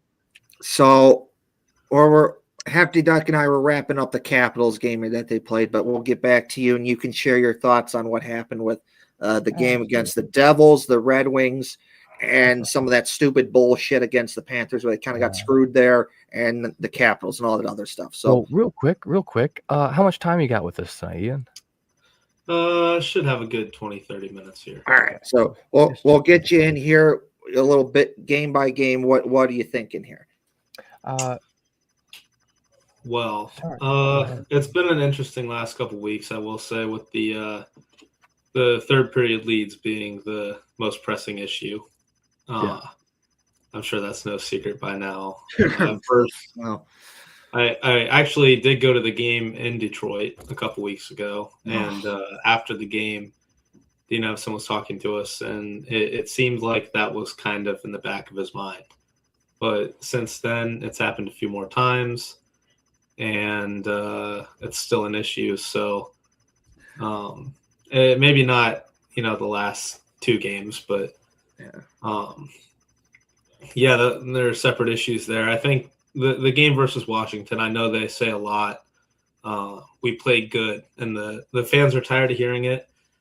I do understand that playing good in this league does not guarantee results, but they did against Washington. I will say they did a lot of good things. They put up a lot of good chances against that goalie, and that just happens in the NHL. You run into a hot goalie, and things like that happen. So with the Florida game, I actually wasn't able to see all of it because I had some other things going on. But Florida's a tough team to play, no matter where they are at in the standings. Yep. And I know 7 goals at this point in the year is an unacceptable amount to give up for any team. But there's a rivalry brewing between Columbus and Florida, and they're one of the tougher teams to play against. Same with Washington. Yep. Washington's a tough team. Yep. But the next 7 games are going to be a lot of the same. 6 out of the 7 teams we play for the next 7 are teams in playoff positions currently. So they don't really have a lot of time to dwell on the last 3 weeks, and they don't have a lot of time to dwell on the third period leads. No. That's what happens in this league. You got to keep looking forward. And the good teams are able to pull themselves out of situations like this for sure. So I have faith in the Blue Jackets, and I think I really do think they can turn this around, but it's not going to be easy. No. And it's going to take everybody in that lineup. But the parts of it, did you see just some of it? I've said this on the show, but it's like, so that game against the Panthers, it goes both ways. There's things that the Blue Jackets did that were good, but then things that they did that cost them that game, that had they done things differently, they would have won that game. But at the same time, I don't know if you've seen this or not, or if you were watching the game or paying attention to Facebook, Twitter, whatnot.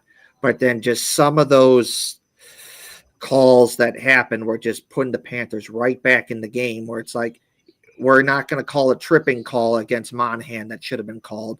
We're not going to call the hand pass that should have been called. And then obviously the third goal, if it shouldn't have happened, if the second goal's called correctly, and just a bunch of other just stupid shenanigans. And I just I have mixed feelings where it's just like, if the Blue Jackets do some of those things, it's a different thing. But at the same time, they should not have been in that position to begin with, where you have these stupid calls that should not have happened to begin with, and all just other just junk.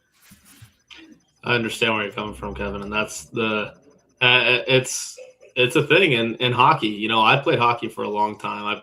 I've played for more than a decade, and you're going to run into that. there are going to be bad refs, and that's something that they've had to play through plenty of times. As a Blue Jackets fan, I've seen it nonstop. It feels like it's almost every game, but there are a lot of different teams that feel that way, and that's something that they have to play through.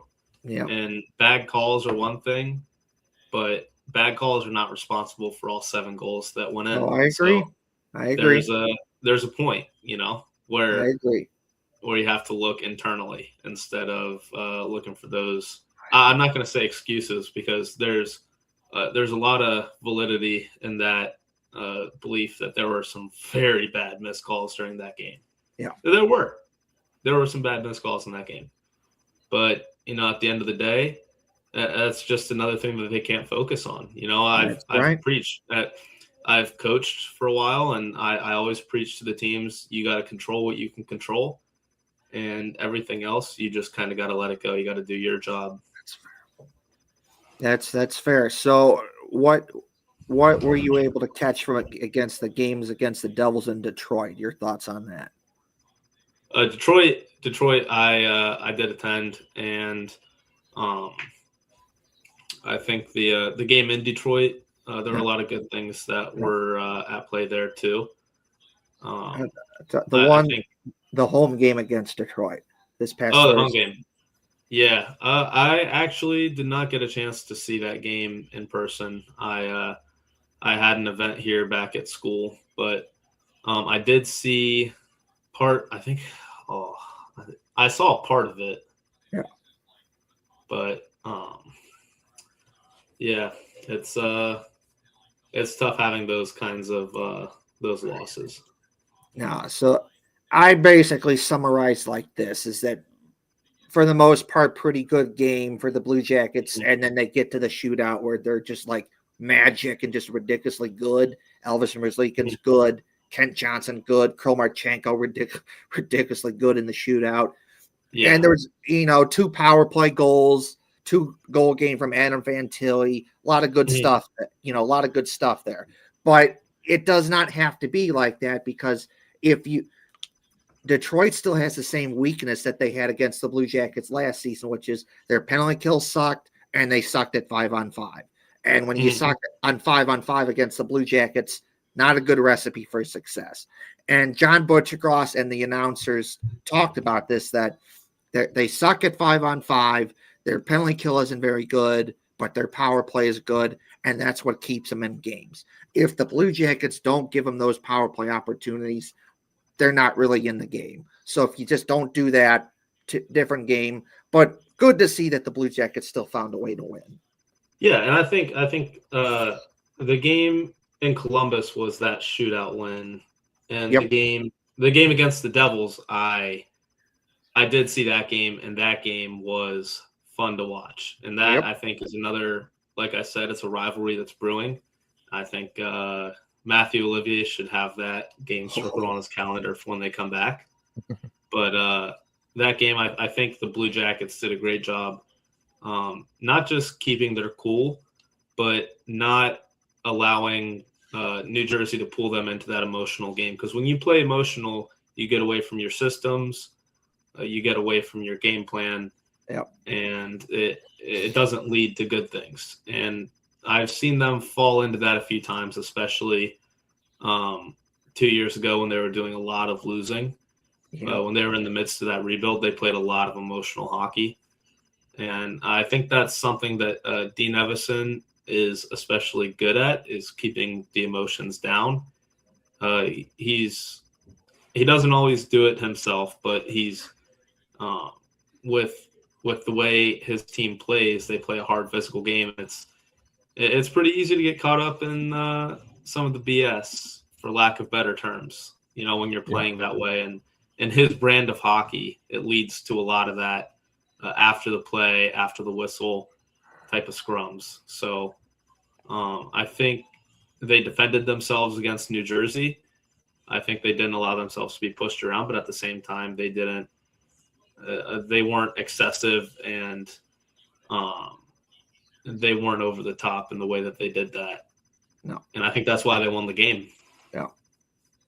So, Hefty Duck, you got anything to say to Ian? Because I've been asking all the questions here. Oh, you're good. You're good. So I mean, we can take it away from the games a little bit because I would like to talk a little bit about your most recent article, if you don't mind. Yeah, sure. So Ian here, you write for the Ohio Hockey Digest. In fact, I do believe you're president, right? As your thing. Yeah. And Yep. so, anyway, you had this. I was scrolling across Twitter earlier and I saw that a Gahana senior was denied her last season of hockey by the school district, even as other out-of-district players on the team were approved. You can find this and more stories over at OhioHockeyDigest.com, or check out Ian on Twitter at Ian Phillips News. So tell me a little bit about what's going on there, because I'm very curious. There's some shenanigans going on there. Yeah, there are. It's more of an ongoing situation, and I learned about it about a month ago is when I started doing that story. But I've conducted a lot of interviews, and basically what happened was there was a rule. I got to start at the beginning. It's a complicated story, but there was a rule signed in over the summer, an Ohio law that in order to play for another school that you don't go to, your school can't offer varsity hockey, and you have to be within 20 miles of a school that does, and you have to have both superintendents sign off, and you can play for another OHSAA school. And it was recently signed in. And as a Gahanna graduate, I knew of a player that was denied an opportunity to play for her team after being there for 3 years. She had to move addresses into Pickerington, which is within 20 miles of Gahanna. The Pickerington superintendent signed off, but the Gahanna superintendent did not sign off. So she was denied a spot, and there were 4 other players that were allowed to be a part of the team. 3 of them lived in Gahanna but went into private school, and 1 of them lived in Pickerington and went to the same school that the player was at, but they allowed him to be a part of the program. So obviously when you have something like that, it deserves to be looked into. And that's basically what we did. You can catch the article. It's the front page of Ohio Hockey Digest. You can read more about it. The school reached back to me, and they gave me a statement that said she wasn't allowed to play because of the team needs, and that's why the other person was allowed to play. But if you look deeper into it, the JV team is half full. They're struggling for players, and to somebody that analyzes hockey a lot, it seems to me like she was very much needed in that situation. So it's a long story. I'm not the best at explaining it on the spot, but I did do a very in-depth article on it. Yeah. It's doing pretty good numbers right now. It's starting to take off a little bit. Yeah. And I do feel for Annabelle and her family, and I hope the wrong gets righted. Yeah, you got a shout out from Aaron Portsline, and that obviously helped you get some good views there, and that was great. And when you say that, okay, so someone was in Gahanna, but then they went to Pinkerton, but yet they're able to go on the team, and then they turn around and say that another person who was in Gahanna, but then in Pinkerton can't do it. That's just kind of goofy to me, but that's just that's there was a double standard. Yeah, there was a double standard there, and I think there was a little bit of overlooking, and hopefully it'll get made right. But if not, hopefully it kind of clears some of the blurred lines for players in the future and the use of that law that was most recently signed in, because it's not the first case that it's been misused. And the law itself leaves a lot of room, a lot of gray area for some discrimination from these schools. So I'm all about bringing awareness and giving a voice to people that felt like they've been wronged. And that's what Ohio Hockey Digest is about. It's not all just, Blue Jackets or here's what the scores were. We want to be able to focus on important issues in the sport. And the Ohio high school hockey beat is one of our most popular. So that goes for everybody listening. If there's a story there, we would love to hear it. So no, that is good. That's good. That's good that you're doing that. And it slightly different story, but what you're talking about kind of reminds me what happened to one of my good friends, Josh Passfield, who's been on the show before. And so I went to junior high with him at Johnsburg Junior High School in Johnsburg, Illinois. And where he lived on kind of like this borderline area that, depending on where you lived, if you lived on this part of town, you would have went to the McHenry, Illinois schools. And if you lived on this part of town, you would have went to the Johnsburg, Illinois schools. And Josh's parents at the time, when he was graduating 8th grade, really made it known that they wanted to go to the Johnsburg schools because the Johnsburg schools are good schools. And when they were talking to the school district at that time made it known that, oh, yeah, we can do that. We can do that. He can go to the Johnsburg schools. It's fine, whatever. Well, he graduates 8th grade and it's getting ready to go to school. And then he gets told, sorry, you can't go to the Johnsburg schools. You have to go to the McHenry schools. And this whole law thing that you brought up, that's where it reminded me of. A little gray area there. And like Josh's parents went to the school and kind of cussed him out and eventually sued him in court.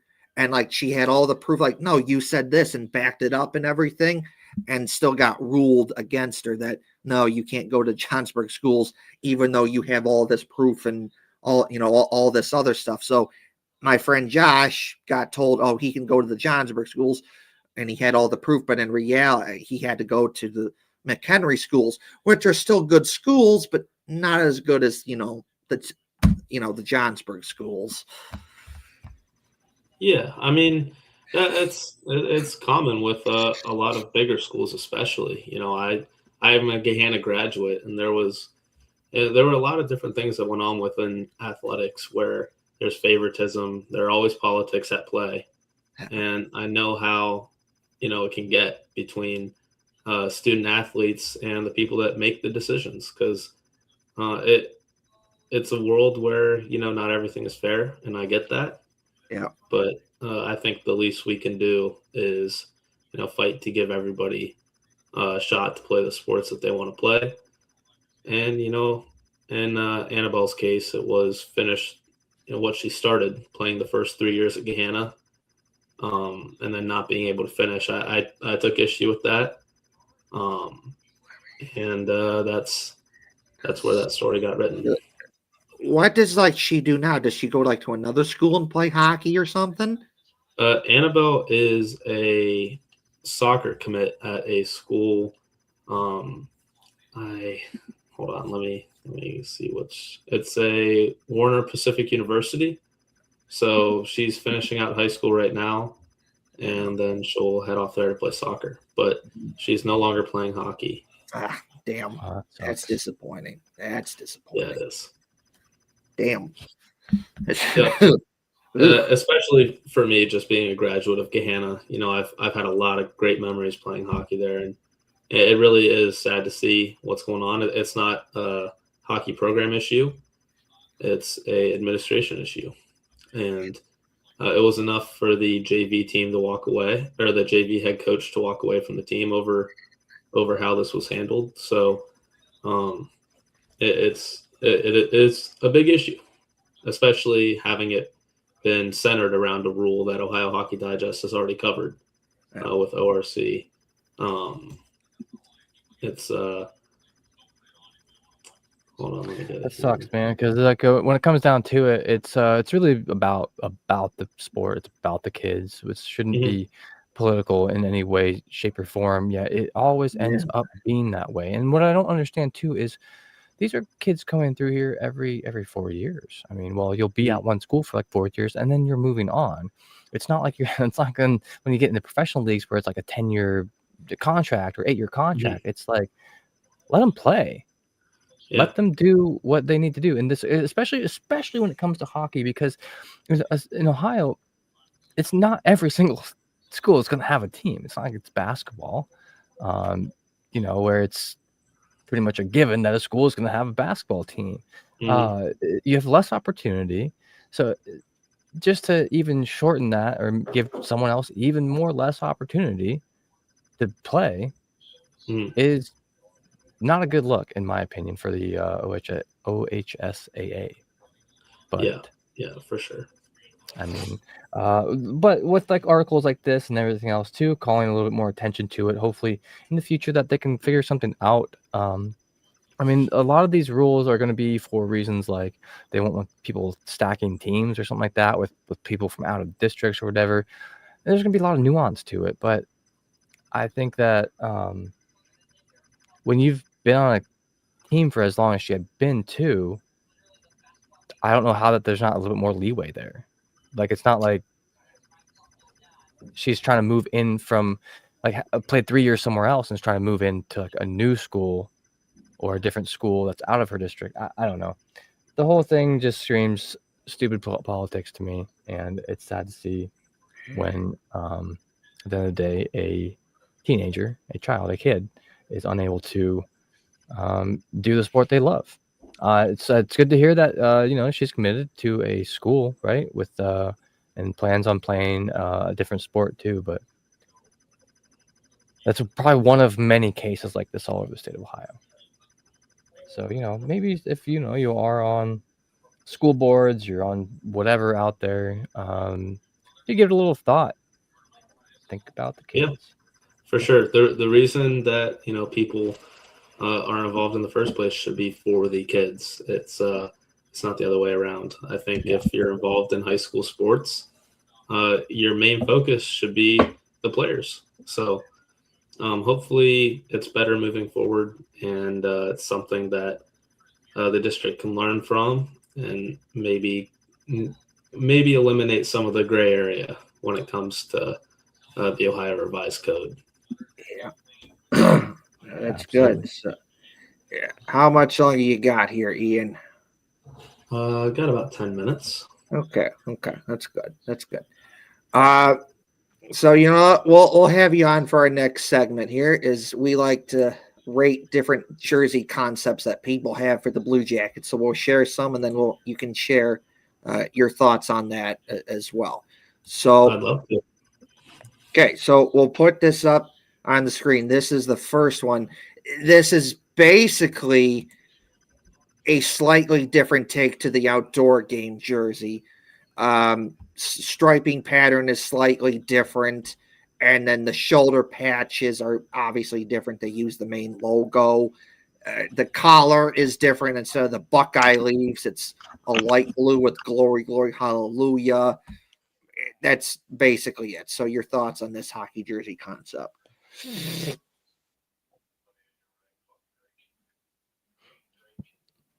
Oh, I think you might be muted. Oh boy. Can you hear me? Yeah. Awesome. Yeah, I was just saying I'm a huge fan of the Stadium Series jerseys. Since they came out, I have been in love with them. And since they haven't used them again, I've been a tad disappointed. I'm not going to lie. I really love seeing them, especially, in front of almost 100,000 people. Yep. But when Detroit played a few more games with their Stadium Series jerseys, and I was disappointed that Columbus couldn't do the same. So I give that jersey a 10 out of 10.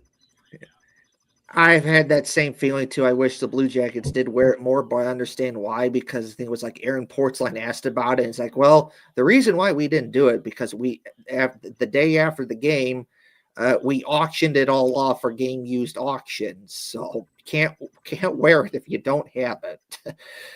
But no, I agree. I think that'd be cool if they had worn it again.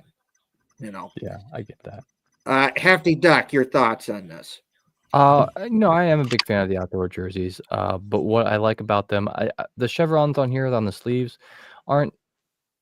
I prefer the originals, Yeah, but it's still pretty solid overall. the shoulder patches are different. Yeah. What's the normal shoulder patch? It's the CBJ with the hockey stick. Oh, okay. I do kind of like that one though. Yeah, I mean, my favorite one of all of them is the Kepi logo. So Yeah. it's just my Yeah. personal opinion, but yeah, with the Kepi. Yeah. But anyway. All I right. like but the anyways, detail of the fight strap stitching on that. yeah. All right. Next one. Oh, and this is Jackson Bayer. A guy named Jackson Bayer did this. This is off of Behance, which is just like a website where people who design stuff can show off their stuff. Okay, so this is just with the pants and everything. So does this change anything? Not for me. No, it's I pretty think, cool. I like it overall. I mean, I can't say that I like it better than the original Stadium Series, So, but it's pretty alright. cool. Here we got basically it's a white version of it. That's pretty cool. I like this concept a lot because we haven't seen it like anything like it yet. Yeah. I think part of the appeal for the outdoor game for me was the lack of an away jersey for the Blue Jackets. Yeah, I'm a fan. I think if the Blue Jackets did end up rebranding at some point, that the cannon would be something to incorporate just Yep. into the logos. Yep. I'm a big fan of the cannon. I think it's unique. There's nobody else that has anything like it, Nope. at least in the NHL. So I think it's something they should lean into. It's part of their identity, and yeah, I like it. I like this, and I've been thinking about this for a bit now. That if you did a new jersey set for the Blue Jackets, I've often thought that if you did that, if you did that, basically kind of do it like this, where it's basically based off of a Union Army uniform, which is what they wore during the Civil War, and you do something like that where it looks like the Union Army uniform. You have the cannon logo. I'd keep the cap and an alternate patch and the chevrons and all that, and then I would have a shoulder patch where it's like it's a Union soldier, and it says like Columbus Blue Jackets or something like that. If I did a rebrand, that's what I would do. But that's besides the point. So there's that. Let's see here. What else we got? Okay, so that's the pants. Does that change it at all for you? No, it's pretty cool. Still about the same for me. Yeah, same for me. Okay. Let's see here. Oh, see, I like. Okay, so basically, third jersey version of outdoor game. I really do like this. Yeah, I personally don't like it as much as the last two. Yeah. I think it's just it's a lot like the third jersey that they have now. I think it's just a little bit too much of a mashup between that and the Stadium Series jersey. Yeah. But overall, it's not a bad looking jersey at all. No. It's just not something that I would prefer to see the Blue Jackets in. Yeah. Yeah, no, I agree with that sentiment a bit. I like the look of it. I like the concept itself. I feel like I like that they're separate. Just like separate ideas overall. Or because like with this, like even if they were to use the coloring and maybe use the full cannon patch from the outdoor logo instead of the one that's like in the circle patch, that would have been a little bit more unique, a little bit cooler. Overall, I'll give it a 6 out of 10. All right, let's see here. What else do we got here? Got pants with it too. Pants? Anything? Yeah, that's cool. I wish that there was some more of that sparkly silver on it. That's Yeah. just me. I like the one. I like the sparkle on the new one. You got anything, Ian, or no? No, I think it doesn't really change too much. I like the helmet sticker, the CBJ helmet sticker, but I think it might look a little repetitive with both shoulder patches. Yeah. I guess if I was being nitpicky, I wonder what this would look like if it was light blue pants. Yeah. Yeah, that'd be cool. I think any helmet sticker at this point would be cool without the advertising on it. Well, yeah. That's another thing. Like the 25th anniversary patch is squished next to like the captain's patch, the alternates patch, and like let's space it out here. Let's space it out here. And the real jerseys, but that's besides the point. So all right, let's see here. We got that one is okay, outdoor game jersey, but we use original logo with Stinger logo, and this one is not as good because this is not a very good logo. Yikes. Not a fan of the green. Not a fan of the old logo. I like it for nostalgia purposes, but I think the reverse retro jersey when they first came out with that was honestly one of my favorite jerseys. So I like you said, Lance, I like it for nostalgic purposes. But I'd have to agree. And also, I mean, my entire time watching hockey, I've only seen the regular logo. So it is kind of cool to see something different. But I also the captain's patch I do like on those jerseys with the we've seen on the last couple too with the Ohio outline. I'm a fan of that, but yeah, everything else I'd have to agree with you, Lance. All right, so we got this one right here. This is from Lucas DAICTCHMAN at LD Concepts on Twitter. And okay, blue jersey, light blue jersey, and 2 white jerseys. I really like that light blue jersey. Let me describe this a little bit for the audio listeners because it's so different from the last ones. Most of them are the traditional Blue Jackets colors, red, white, and blue. Now, the biggest thing that sticks out to me in all of these is around the waist. There's oftentimes a stripe around the waist. This has a combination of stripe / chevron kind of thing, which makes an arrow pointing directly down to the players, whoever's wearing this is junk. And so that's where my mind goes first. I know my mind lives in the gutter. I can't help it.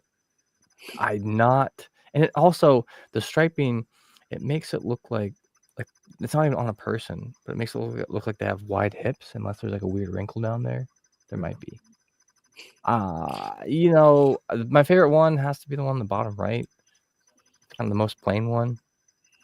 Yeah, I can't say I'm a huge fan of either, but it is still cool to see different concepts. But yeah, I like the colorway of the top left. I think the colors are cool.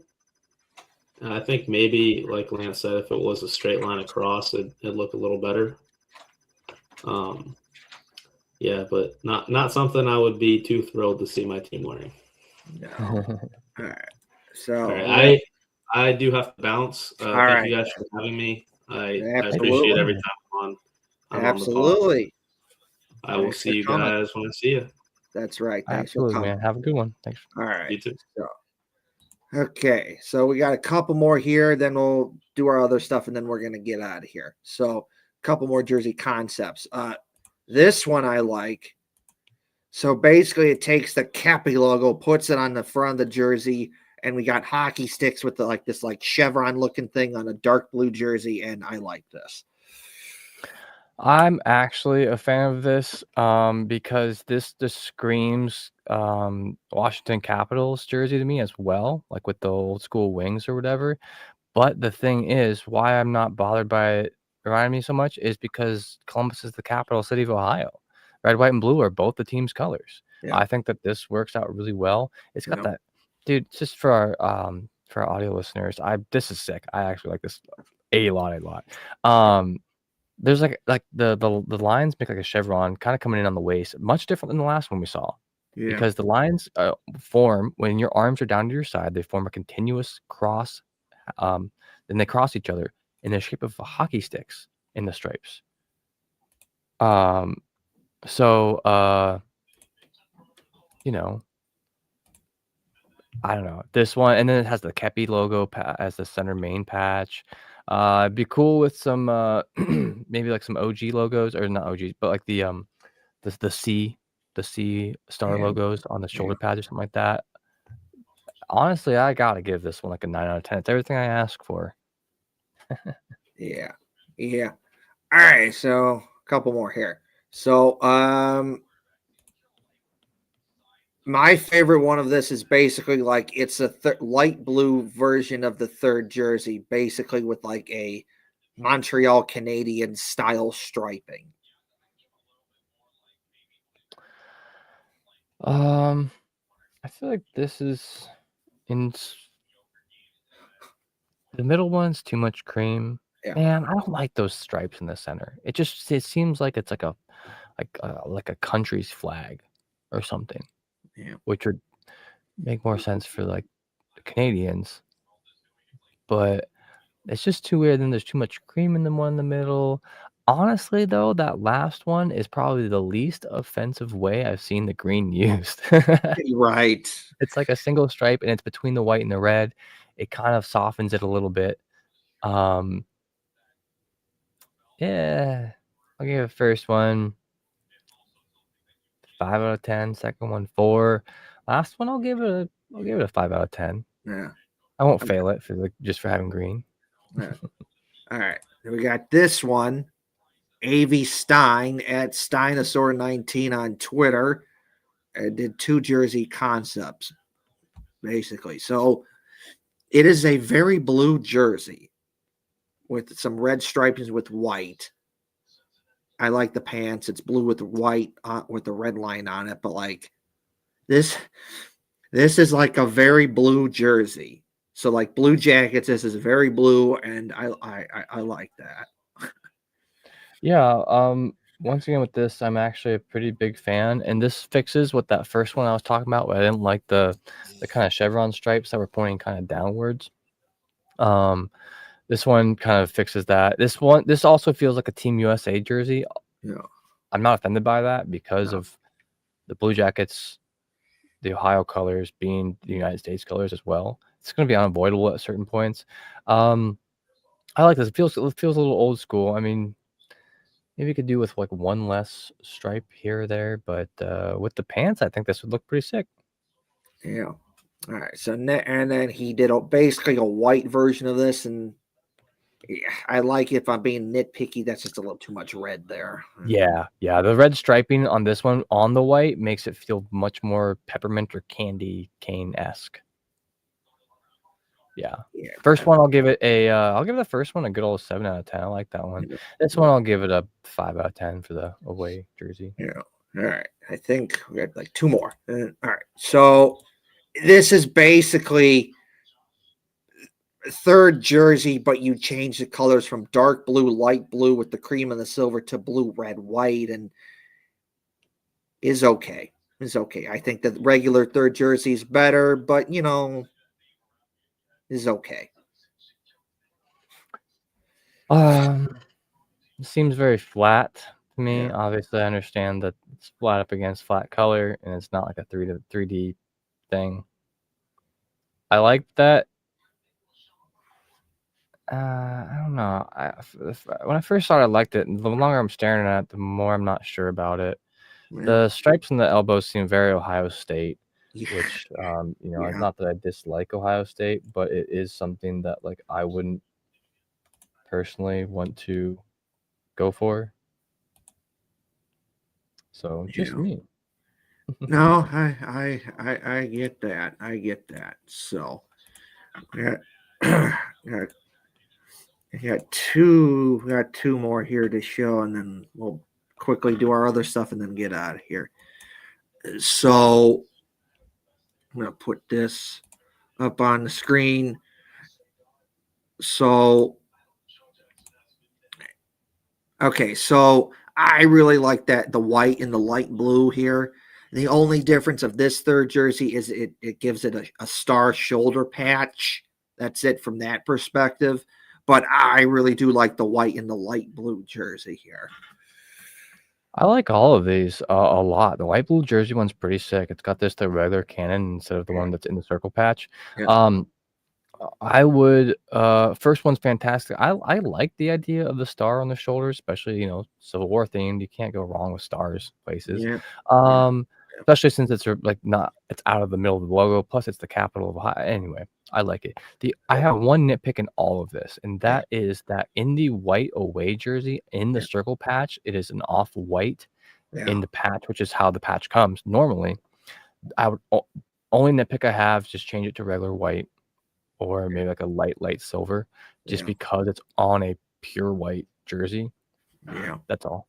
Other than that, first one, 9 out of 10. Second one, 8 out of 10. Last one, 9 out of 10. All right. Okay, so we got this one right here. It's a white it's a away jersey concept, and it has the kepi as the shoulder patches. And honestly, I really do like this one because yes, it's a white jersey, but you have a good amount of red and blue to kind of help break things up. I like this. Yeah, I like this. This one also feels like some older Montreal jersey or something like that, where it's got the fat stripe with the thin stripes around it. Yeah. Overall, I dig this. I'll confidently give this one a 7.5 out of 10. So, yeah, that's pretty plain, but plain ain't that bad. No. Let me see. Here's it. Okay, then we'll put this one up on the screen. I think these ones are okay. I like the blue, the white one's pretty good, but I think these ones are okay. It's different take on the home and away jersey with different striping patterns, basically. Yeah, once again, this is another one that feels very much like a Team USA jersey. I'd be a little bit. I think that on the away jersey, there's a little bit too much dark blue, specifically on the ends of the sleeves towards the cuffs. I like the stars going up the side of it. And honestly, I feel like the stripes that are around the bicep, I do like them, but I feel like they should be around the cuff. That's just that's just my opinion. But overall, I like these. I'll give the home one a solid 7 out of 10. I'll give the away one a 6.5 out of 10. I really do like the kepi logo on the pants. Yeah, I'm a fan of that too. And then I see the is it also a kepi logo up on their shoulders? No, I think that looks like the cannon. Oh, okay. That's pretty cool though. Yeah, but the stars on the sleeve, I like that. Right there. So pretty cool. All right. That concludes our jersey concept, segment. I got a couple more stuff I'd like to talk about, and then, we'll say our stuff and get out of here. First things first, I would like to put this up on the screen here. We'll take that off the screen. All right. We're going to put this up on the screen. Shout out to Blue Jackets prospect Jackson Smith for being named to Team Canada for the World Junior Hockey Tournament coming up pretty quick here. Late December, early January, which will be in Minnesota. And when I was in Minnesota for the Wild Shark game this past October, that's where it is. And man, they were promoting that like crazy. It was all over the place. Like they really wanted you to know that, hey, the World Junior Hockey Tournament, it's coming to Minnesota. Like they wanted you to know that. So it was everywhere. It was everywhere, including, it's being played where the Wild play. So that's where it's going to play. And it was everywhere they're being promoted to. So that was fun. But Cool. shout out to Blue Jackets prospect Jackson Smith for being picked to play for Team Canada in the World Junior Hockey Tournament. Pretty sick. Congrats, Jackson Smith. Can't wait to see you in the bigs one day. That's right. So that. Next up, we have this to share. So put it up on screen. So recently, Ohio State had a 2-game series with the Minnesota Golden Gophers. Little Big Ten matchup for Ohio State hockey. Ohio State hockey played Minnesota hockey. The Gophers won the first game 6-3, and Ohio State won the second game 6-5. Interesting enough, isn't that how that works out? Is that, one day the Blue Jackets win a game 6-5, and then the next day Ohio State hockey wins a game 6-5. Interesting how that works out. But if you were at those games where Ohio State played the Gophers, you could have gotten this really, really cool hockey puck. I think it's really cool. I wanted to share it on the show. But also, Ohio State, listen to me. Sell this to the public. Yes, I know you did because it was a limited time offer thing. Like if you were at the game, you could have gotten that puck. But like once it's gone, it's gone. But don't do that. Go get some more pucks and make them available to the public because I would buy this puck. This is an awesome hockey puck. I love this. I love this because you got the Gopher logo where it's playing hockey. I love it. That is my favorite Gopher logo. I just love it. And then you got Brutus, the awesome Ohio State mascot that's playing hockey too. And I love that logo too. This is a great puck. Make this puck available permanently, Ohio State. I would buy it. That'd be sick. I'd get one.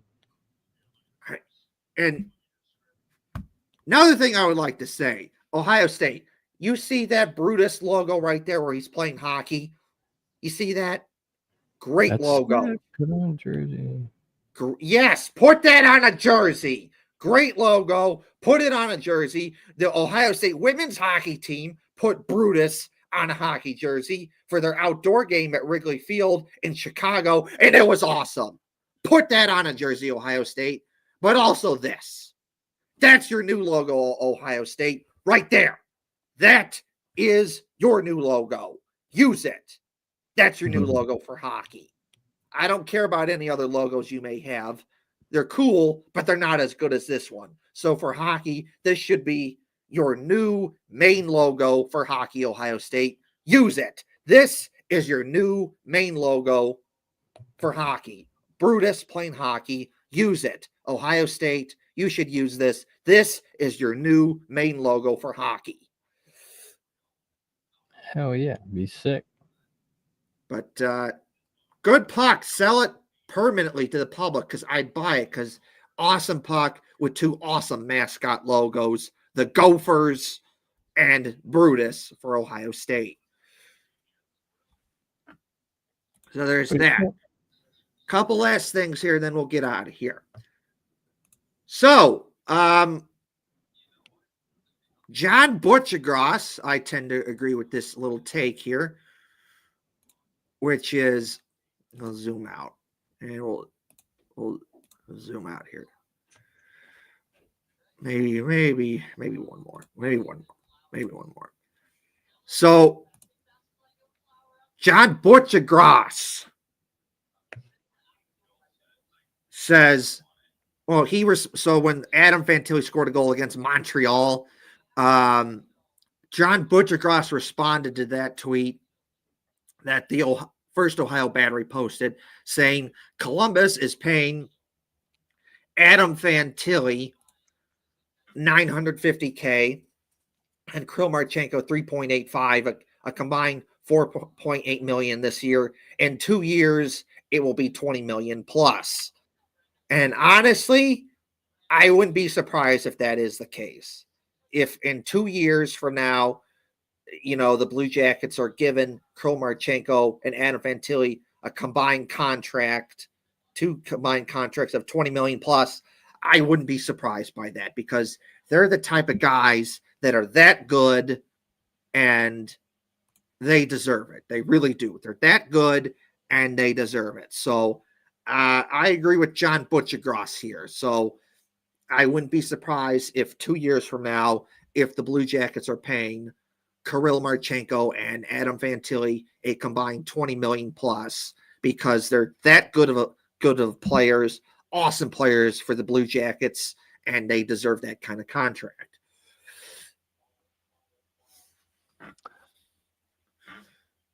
Yeah, absolutely. It will.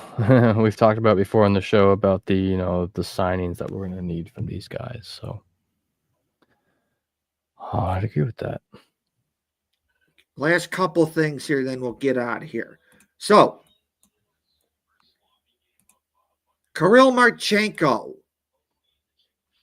Well, here's a little. This is from Jeff Savoda, the Blue Jackets reporter. He did a little video showing what was it like at the game when Kirill Marchenko scored the game-winning goal in the shootout. So we're going to play it.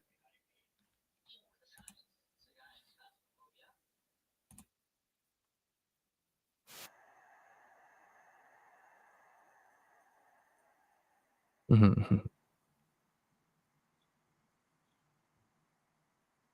That's pretty dope. I did hear and see a lot of red because, as always, it's Nationwide is such a nice arena and everything is reasonably priced. So when teams that are close by come into town, there always are quite a few fans, and that is the way she goes. Yeah, and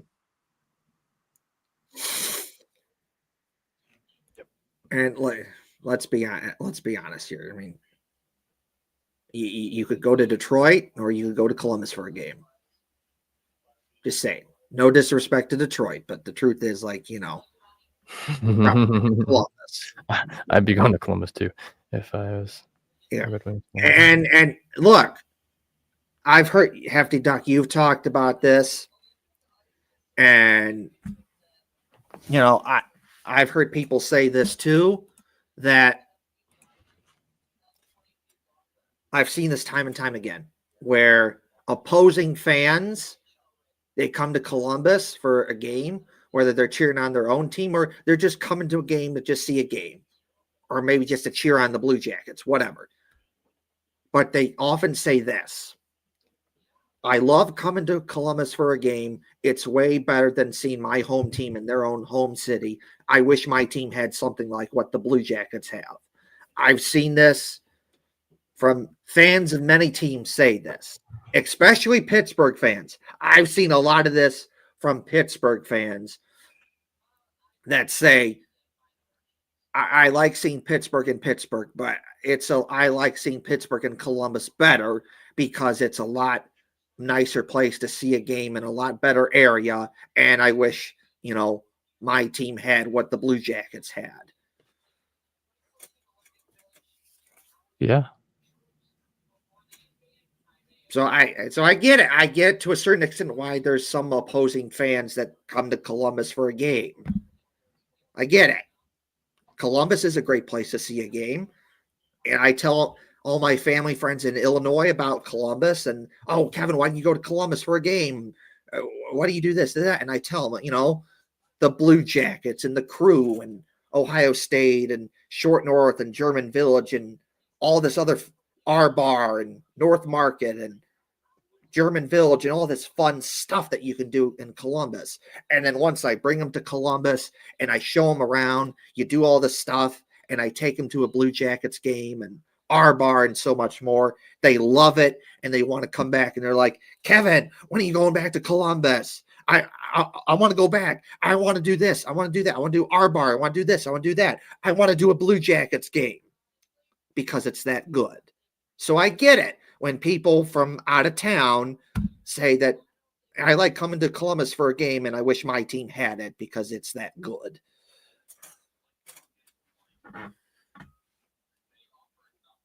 Yeah, no, it's pretty nice. So, all right. So we said we're going to play an Adam Fantilli goal from the game against Detroit. So we got to keep our word here. So we're going to do that. And we're going to break it down, So it's in the second period. The Blue Jackets it's tied up at 3. The Blue Jackets are on the power play. Blue Jackets win the face-off. They're going to get good puck movement. Werenski's going to get it and kind of looks like he's going to shoot it, but then at the last moment passes it to Adam Fantilli, and then Adam Fantilli just blows it by the goalie. He had no chance. There we go. Werenski, it's 1, goes to Werenski. There he is, making it look like he's going to shoot, and then nope, at the last moment, because you see the Detroits are kind of getting ready for the shot. And in the last moment, he's going to make it look like he's going to shoot. And then in the last moment, he's going to pass it over to Adam Fantilli. Fantilli is going to shoot, score, and just blow it by the goalie.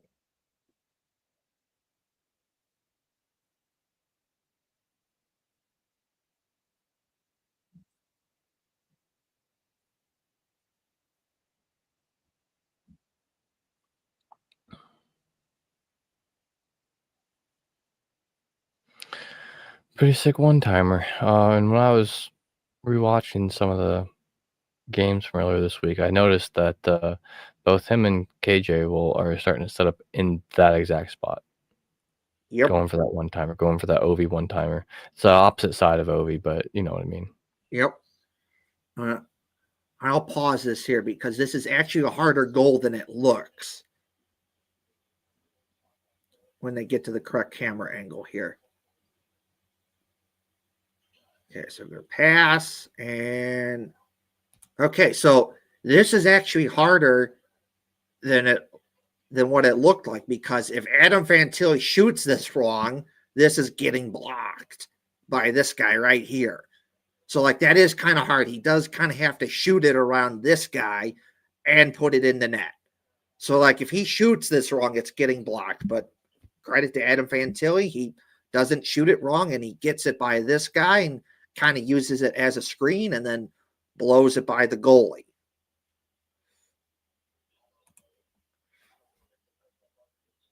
And it's too late. By the time Detroit's goalie gets the glove up, it's too late. The puck is past him in the net. So, boom. So, good goal there. So we'll play it one more time here and then, stop. So, boom, shoot, score. Awesome goal by Fantilli. Good face-off win. Goes to Werenski. He makes it like he's going to shoot it. Going to pass it at the last moment. And boom, goal. Fantilli just blows it by the goalie. So here we go. We're going to pause it. And there's the glove, but it's too late. The puck's already in the net. So good goal here by Adam Fantilli.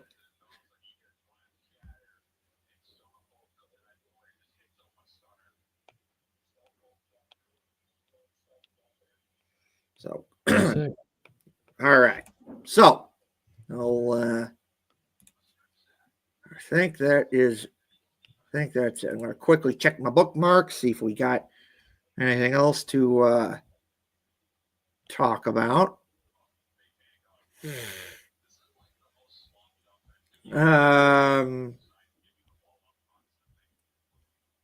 Oh, yes. We have a couple more things here, and then we're going to get out here. So, we're just going to quickly share this. From on Twitter, Todd Beistel. He is an artist and he has some Blue Jackets art.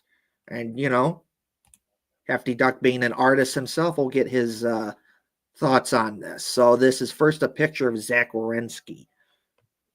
That's pretty sick. Yeah, speaking of being an artist, sorry, I do tend to doodle on my notes a lot. I've been drawing like this entire podcast. So that's pretty dope. I like where the little bit of reflection in the mask up there and the clear part of it. That's pretty cool. Big fan. It's a pretty small little drawing too. Yeah. About the 4x6 be about. All right. I mean, So, you can't tell them if you're No. watching on your phone. Never mind. all right. Uh, Let's see. He did. He pretty did a cool. couple. We're gonna quickly put this up on the screen. So he also did. He also did a Adam Fantilli one.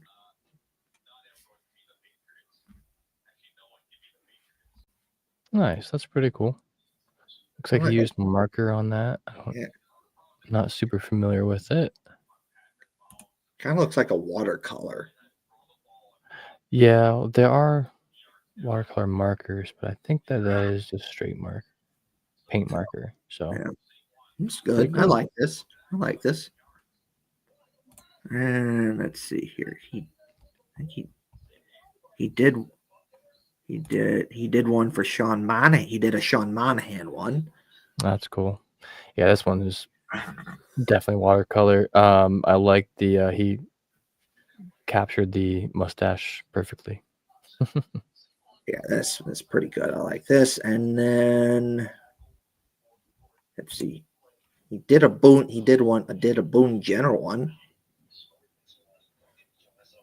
Oh, nice. That's cool. I like that. Cool. And let's see here. Oh, he did a Matthew Olivier one. Sick. So That's some pretty good stuff. yeah. Anything else to say about this, Hefty Duck? Nah, man. He said that I seen that he hadn't drawn or sketched for like a year or so, but keep it up, man. That's right. That's right. So let's see here. Oh, wait. He's got one more. He did a Jet Greaves one. Oh, that's pretty sick. I like it. So Pretty cool. So I think I'm gonna check the bookmarks one more time. Is there anything else? Oh, this is a picture from the game against the Devils. Adam Fantilli waving hi to the camera. So Nice. I like that. Let's see here. And yeah. All right. That's the end of that. We'll say our stuff, and then we're gonna, get out of here. As always, like, share, and subscribe to the YouTube channel. That would be greatly appreciated. Like, share, and subscribe to the YouTube channel. Like, share, and subscribe to the YouTube channel. Please tell your family. Please tell your friends. Like, share, and subscribe to the YouTube channel. So there's that. And as always, got to give a shout out to my awesome Uncle Doc, the best of the best. Love talking to you. Love seeing you at birthday parties and family get-togethers and so much more. And holidays like Thanksgiving, Christmas, Easter, and so much more. Wish you're still here so I could talk some hockey with you. You could tell me how you think the Blackhawks are doing, because your favorite team was the Blackhawks, and I could tell you how I think the Blue Jackets are doing. And the Blue Jackets became a second favorite team of yours, and you had a favorite Blue Jackets hat that I got you. It was a Blue Jackets camo hat. You like wearing that hat, especially at your cooking job, and your fellow cooking coworkers would love that hat and say, "Oh, what's that hat? Oh, it's a hockey Blue Jackets. My nephew got it for me." Like, "Oh, that's a cool hat." So you'd always tell me that story, and that was cool. So, always a big supporter. of what I did, and you supported Union Blue Soldiers, and that was appreciated. You always wore that scarf and so much more. So, uh, shout out to my awesome Uncle Doc. I wish you were still here so I could talk hockey with you and so much more and see you at family get togethers and parties and holidays and Christmas, Easter, and so much more. So, wish you're still here so I could talk some hockey with you. So, shout out to my awesome Uncle Doc. Thank you for everything. Oh, yeah, rest in peace, Uncle Doc. And let's see here. I'll take this off the screen. All right. One last thing for me, as always, check out Union Blue Soldiers. Check out Union Blue Soldiers. Check out Union Blue Soldiers. Follow Union Blue Soldiers on all social media platforms. Check out Union Blue Soldiers. We do cool stuff like, we pass stuff out like flyers and buttons, and we pass scarves out. And most importantly, what you most likely know us for, we do cool things like our marches before every Blue Jackets home opener. And we've done it for Blue Jackets playoff games. So if the Blue Jackets make the playoffs, I'm doing another march. If not, home opener again. The marches that Union Blue Soldiers does is truly the best of the best. It's a fun event, the event that you want to be at.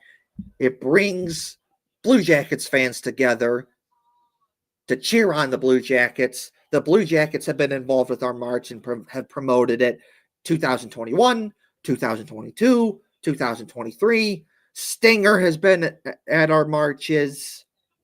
The people who throw the t-shirts in the crowd at Blue Jackets games, they've been there at our marches. It's been on the scoreboard at Blue Jackets games. If you've been to a Blue Jackets game in the last 5 to 7 years, you've seen the Union Blue Soldiers march on the scoreboard at Blue Jacket games. People from the Columbus media have been there, put it on TV, whether that be Clay Hall from ABC6 News, Whitney Harding from NBC4, and Adam King. He's done it twice. He's from 10 TV. Adam King from 10 TV has put the march on TV twice, last year, and he did it this year. He was at the march and he put it on TV. So you never know what you're going to get when you come to a Union Blue Soldiers march. A lot of fun.